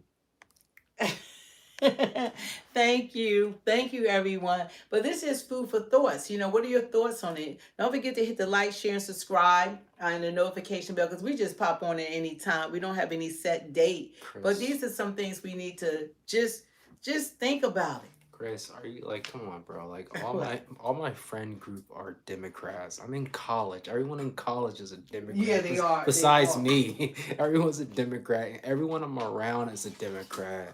Yeah, family and all. They're saying we just one side. We only watch one-sided news. Listen, yeah, I used to watch one-sided news. MSNBC, CNN, ABC, Meet the Press, Morning Joe, Rachel Maddow. Oh yeah, I was a avid. That's all I listened to. Yeah, Face the Nation. Yeah, I never listened to Fox News or any other news source or what was being said by other content creators. Yeah, that's all I listened to. I was being gaslighted all day, every day, one-sided. I believed everything they said. Yeah, I do, but not now, because actions speak louder than words. I saw it now. I'm able to see the results of that administration and what they've done to this country. So it's not about made up stuff or make believe. We see what they did to this country. I see what happened with the open borders. I see what happened today, 2 wars and inflation and yeah. So yeah. I once said Roland Martin. Yeah, Roland Martin. I was like, Roland Martin. I thought, look, I was buying the cannabis. They stole my money. He was like, yeah, invest in this. Yeah, Roland Martin. Yeah, absolutely. Black media, Roland Martin. And Roland Martin's only out for Roland Martin. Heather, what news and source? D.L. Hughley. Heather, what news source do you watch if watching Fox News people aren't informed? What news source do you watch? I just named like 10 or 12 of them that I was watching. That's all I was watching. All I was watching. That was it. That was it. I thought they was actually telling the truth. I thought the news was telling the truth. When Trump was telling fake news, I thought that was a joke. I'm like, y'all, that sounds funny, fake news. Yeah, it was fake news.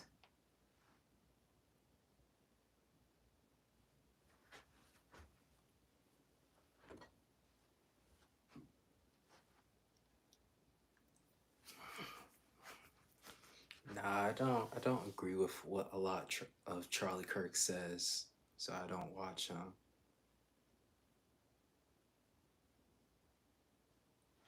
Yeah, so there's a lot out there. But anyway, you guys, thanks for joining us. God bless you. I pray that God continue to move in your lives, that God can give y'all wisdom and discernment. And you gotta look at it. We don't serve red or blue, we serve God. That's who our help coming from, the Lord. So this is called Speed to Truth 2.0, and our job is just to be honest and truthful and be authentic. And I'm not going to go along with any party because it's popular or that's what you say to have subscribers or likes. This is about speaking the truth. Dakota, we've been saying facts that I've been looking up news sources that are saying the facts and not biased news sources because I've been using AI. They could ask a Democrat. There's a 29% rating. Ask the other the other percentage. They say why they not supporting the party. They say you have nothing but false words, no facts, no independent research, nothing. And you do? And you do. Then this is to enlighten us. Because what we've been saying is factual, even though we're not news reporters. We're not the news. We're not news reporters. So if anything we said that you don't feel as though is factual, fact check us. Give us your statistics. Give us your viewpoint. That's what this is about. And like you saying the administration wasn't like that the last 4 years? That they didn't open up the borders? Chris Selms, I forgot the Bible verse, but you need to read you could look it up, the Bible verse where it says in the Bible to respect those in authority. Those in authority over you. And you got to pray for your leadership. You pray for people. If you don't like what's going on, you pray for your leaders. You pray that God give them wisdom, discernment. Where were you in the last 4 years? I don't understand how horrible that administration was. That people, I guess like 71% of the Democrats finally realized how bad they were because they saying the party sucks. I guess this is the 29% that's still for it. We got the small crowd. So we got the small crowd. They still haven't had the light bulb moment to see how horrific that administration was and what they did to this country. I mean, you have to be sleeping under a rock not to realize the effect of an open border did. Now Dakota's put in their resume. They said I've written 50 or more pages of papers analyzing. And you still don't know nothing. Comparing polls, taking a lot of political science classes, analyzing the history of politics in the country. And still don't know nothing. You did. See, people can be too smart for their own britches, for lack of a better word. That you're saying all that, it means nothing. I can tell you all the degrees I've had. I can tell you I'm a legislative director of publications. I can tell you that I have receipts with President Biden and greeting him and selfies from Bernie Sanders to everybody, Washington, having Washington positions, being a speaker, speaking out on behalf of different congressmen and congresswomen running for office. Everybody, I even have videos showing me with these people in office. I was there. I was there. I'm not talking about just studies in school and college. I'm talking about actually being in the mix. Someone's spamming. Actually being in the mix. Yes. Okay, you want to talk about, I have receipts. You talking about, well, I did this and I did, that's nothing. We're living in the real world. I've been in the real world in Washington.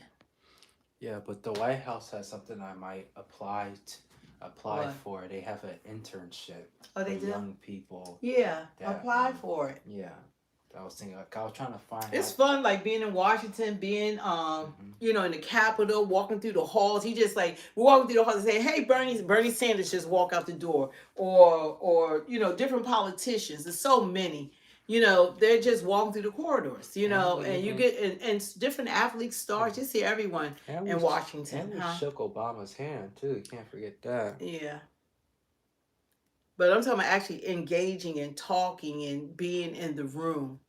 And what I respect about Trump is that he allowed people to sit on his cabinet meetings. And it reminds me how, I sit on executive board, and that's how executive board meetings, and each person, president of that company, they go through and they give an account of what they're doing. And I love being on the executive board. Chris Sims, you clearly don't watch the news, but only the news to fit your agenda and narrative, I guess. Yeah. But Kamala kicked Christians out of her rally who said simply that Jesus is Lord. Or Jesus and Christ is King. And Christ is King.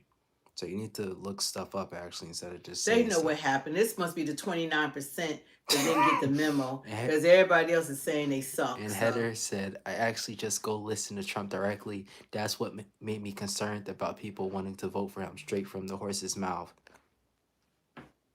But Biden didn't scare you. I don't get that. Someone that couldn't even finish a sentence didn't even know they were in the room. I really do not get what they have done to this country.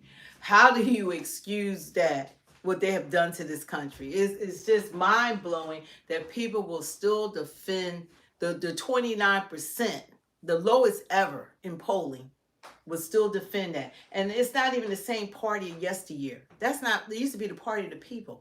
They're not the party of the American people. They're the party of The devil. yeah. They don't even serve God. They're not even the party of putting God first. How about putting God first? They're not the party of American citizens. They're the party of illegal immigrants or other countries. They're not the party of Americans.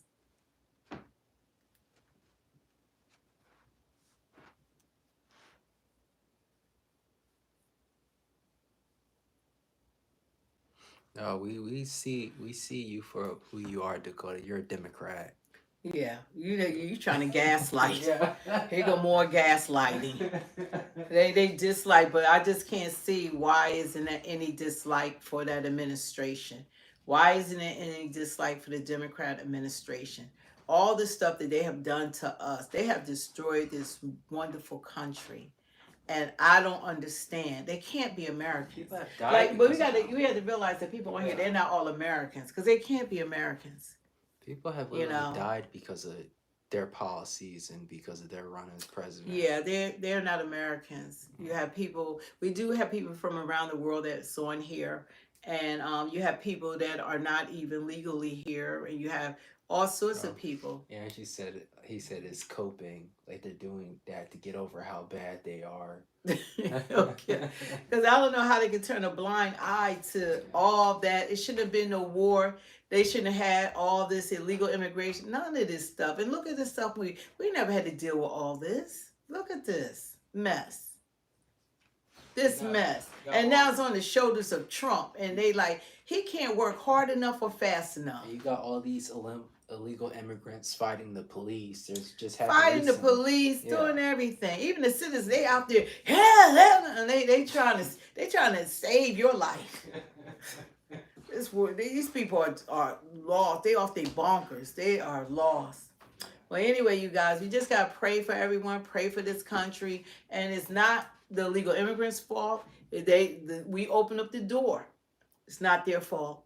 I blame the people that was in the administration. It's not Ukraine and Russia that they have a war. It was Biden and them that allowed the war to happen. India, I've actually have applied for the military. My uncle's in the military. My brother's in the military. We got a lot of cousins and uncles. We're a military family. We're a cop family. We have people in law enforcement. Like, to call us out that we haven't served in the military. That's what they try Yeah, to do. my son is serving right now. And my daughter-in-law, she's serving right now. It's a lot. I could go down the list. I have cousins, everyone. My uncle and all of them. Yeah, we have a military family. I work for the government. I didn't work for the military, but it's still government.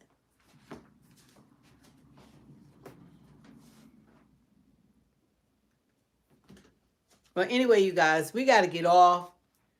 It's late now. And we got, we just pray that you guys just, keep God first in your life. And, anybody that's dealing with any kind of illnesses, I want to just pray over that. Heather, how do you feel about Joe Biden looking at his watch at the memorial service for the military soldiers? The fallen soldiers from Afghanistan. He looking at his watch. He had something to do. And then he had audacity to say nobody died under his watch. They're saying Trump is taking away aid for veterans. No, Biden took away aid from veterans. They opened up the border and didn't take care of the vets that's sleeping out on the street. They ain't take care of the vets. Trump did more for the vets than the Democrats have. And this is sad that any of them have been looked over. And we need to have a Veterans Month, not one day. And we can have Pride Month. We can have, and he's a grandfather transgender, Biden is. So it's crazy. It's crazy. Yeah, Chris, you're reading a different Bible than the one we read. And Heather, that's what we're doing too. But you need to also hold the Democratic Party accountable. They won't hold them accountable. Well, it's only the token few. Yeah. It's like 71% said they suck. So they have the lowest approval ratings. Just some diehards that don't see any fault in them at all. No relationship is like that. Now Dakota said, can you not agree Trump and Biden are both not great people? It's one thing to call them both bad, but to ignore Trump's terrible behavior and scream about Biden is silly. Nobody ignores Trump. That's the whole point. That's all they do is call out Trump. But nobody calls out the other side. So you're being biased and you're one-sided. They act like Trump was president the last 4 years while they were in office. They ran like he was the one responsible. That's how much gaslighting. And you gaslighting. Yeah. We talk about both. We call both out. You look at some of our videos. We got videos. Now Dakota said, do you think being homophobic and uncaring towards those seeking better life immigrants aligns with the Bible? Are you what? Read Leviticus 18:22. I'm too tired for that, because God loves all. It's not saying you don't love anyone, but you don't accept sin. God is holy. Yeah. He's not going to say that. You do a disservice to people when you allow them to stay in that sin, because guess what? Their salvation is at hand. If you have people and you have these pastors that don't tell them they're going to go to hell, they need to turn from their ways. God didn't make man to be what man or woman to be what woman. There's no such thing as trans. Okay? There's only man or woman, period. No man is going to have a period, give birth, have a uterus. No man they could chop it off, sew it up. They could remove women's breasts. She's not going to become a man and he's not going to become a woman, because the DNA, no matter what they do, these doctors do to mutilate their body, these Frankenstein doctors, they cannot change their sex. Yeah. They are men that want to be addressed as women. That's it. They're still men. The women that want to be dressed as a man, she's still going to be a woman. There's only two genders. God said from the beginning, he created man in Genesis and he created woman. He said to be fruitful and multiply. You can't be fruitful and multiply with the same sex. And only God can create. Man cannot be God. Man is not God. Come back to evidence that God exists is that we exist. You're breathing, aren't you? What's your evidence for the Big Bang Theory and evolution theory? You think you evolved from a monkey, an ape? But it's okay. Read a Bible. Just open up the Bible and let the Holy Spirit speak to you. Read the Bible. Heather and Dakota, I think you guys have the wrong idea I'll say perception of Jesus Christ and God. You look at God and, Jesus Christ to be this soft, passive, almost weak man. But Jesus, when he went to that, the Pharisees, and he destroyed their because they were gambling. They were gambling and everything in the church. And he said his father's house. Mm-hmm. They were being disrespectful. He took his whip and he whipped them out of there. Well, check out the show The Chosen. That it shows a good depiction of how Jesus Christ was more alike than how the modern world views Jesus Christ. Like he was this monk and poet. Well, just some people. I mean, people know the truth, but anyway, we just pray that all should be saved. We don't want anyone to be lost. And God is real. Heaven is real. The devil is real. Demons are real. Angels are real. The spiritual realm is real. Now Dakota said they were in 10 years of Bible church. And they didn't learn anything? I feel like they're just making stuff up. They didn't learn anything. But you believe in salvation. You believe that there's a heaven and hell, right? So you can't play with that. This life is like a vapor, but that eternal life, there's no ending. You'll be around trillions of years. Now Heather is saying he did do the whip thing about Jesus Christ with the whip. Yeah. Well, anyway, we got to get off. That's for another time. I did start another channel called Let's Pray About It. I just haven't been working on it yet because I'm still like working on this channel. But we'll get into prayer and we'll get more into discussion about the Bible and everybody, like whatever you're going through, prayer changes things. You know, if you're having a situation, instead of being concerned and being worried about it, you got to pray about it. If your children are being attacked with homosexuality or anything, you don't give them over to the devil. You get on your knees and you roll up your sleeves and you start praying for your child. You don't just turn them over saying, oh, I got to let Tommy know I love him, so I got to accept that. No, that's turning them over to the enemy. You pray for that child. Well, I'm not finished the Bible, but I'm in what is referred to as like chapters. Yeah. I'm on chapter Numbers. Oh, you're in Numbers. That's Old Testament. I'm still in the Old Testament. Okay, anyway, I've been trying to get off of here. Thank you for joining us. God bless you. And we'll see what's going on tomorrow. We'll probably jump on here tomorrow, so don't forget to hit the notification bell. We appreciate everything that everyone has to say. Everyone has to say. And we just, want everyone to be enlightened. But one thing we are going to be is authentic. No matter how this channel grows, no matter how large it becomes, no matter what's going on, we're going to speak the truth. And that's why the name is Speak the Truth 2.0.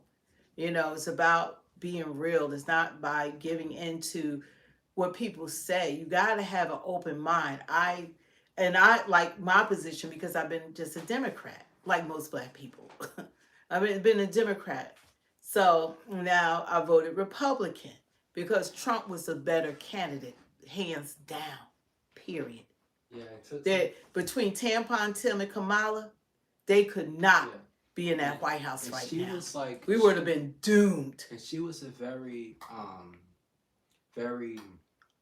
like big Democrat because it took a lot to convince her to be a Republican and be for Trump. Oh, I was throwing away my son's hat. He was a Republican. He couldn't even vote at that last election because, and I'm fighting for Biden and Kamala and them to get elected. And here he is.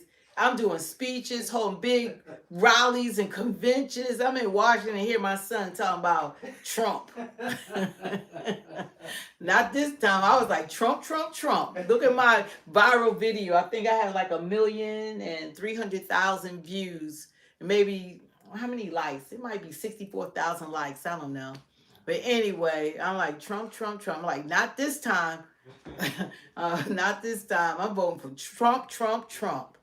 And that's what I did because, they destroyed. I could not fathom seeing Kamala when I found out she couldn't even speak in a clear, concise manner. And she needed a teleprompter or a script to even say a few words, and how they kept her from the public and didn't allow her to speak. And then they had to dock up her interviews, cut stuff out. How could she speak to world leaders? You can't forget Tampon Tim. And Tampon Tim. He talking about he a knucklehead. He doing all this stuff. And he gonna call himself a knucklehead. His corruption. He talking about he a knucklehead. Try to soften it. They were like, too. Ain't no way. Ain't no way I could see them, those two. We would be in World War III. The border still be open. Right now, the third world will be running this country. they wouldn't have no border czar like Tom Holman. They would have no ICE. They wouldn't have they wouldn't have been doing anything. They would have taken over America. And now the press secretary they had has recently said that she's not even for the party anymore. Yeah, even the press secretary that was out there speaking all that time for Biden and saying she's no longer a Democrat. What's her name? What's her name? I forgot. Yeah, the press secretary. She said she got a book out telling me she's no longer a Democrat. Now that was Biden's press secretary. He had to go tooth and nail to bat. Tooth and nail fighting for Biden and Kamala, what they said. Now she told me she's no longer a Democrat. That is hilarious. I'm sorry, y'all. That's funny. What's her name? But Steve, I didn't even listen to her much. I forget what her name is. Anybody know what her name is? Darn, it's on the tip of my tongue. I can't think of it. But anyway, I can look it up again. Yeah, she's no longer a Democrat. How did the press secretary for years fighting for Biden and all those lies, now she's 4 months later, she's saying she's no longer a Democrat. It's crazy. And don't forget Jake Tapper, he came out with his book talking about, oh, now he knew Biden how unfit Biden was. Right. Okay. Her name is Karine Jean. You can show them the picture too. Oh yeah. Karine Jean-Pierre. Yeah. Yeah. She's a Democrat now. I mean, she's no longer a Democrat. I'm sorry. She's no longer a Democrat. Yeah. That's crazy. 4 months later, she's no longer a Democrat. Yeah, Karine Pierre. What was it? Karine Jean-Pierre? Jean-Pierre? Yeah, she's no longer a Democrat. How did that happen? 4 months later, she's no longer a Democrat. And all her whole job was to fight for them. And that means she went against her principle, what she believed in. She done jumped ship. She like, I am not for that party. That's crazy. But anyway, you guys, I'm getting off. Thank you for joining us. I've been saying that the last half an hour. It seemed like, and I'm still on. But anyway, God bless you. Don't forget to hit the like, share, and subscribe. And come back again and just pray all is well in your life. God bless. God bless.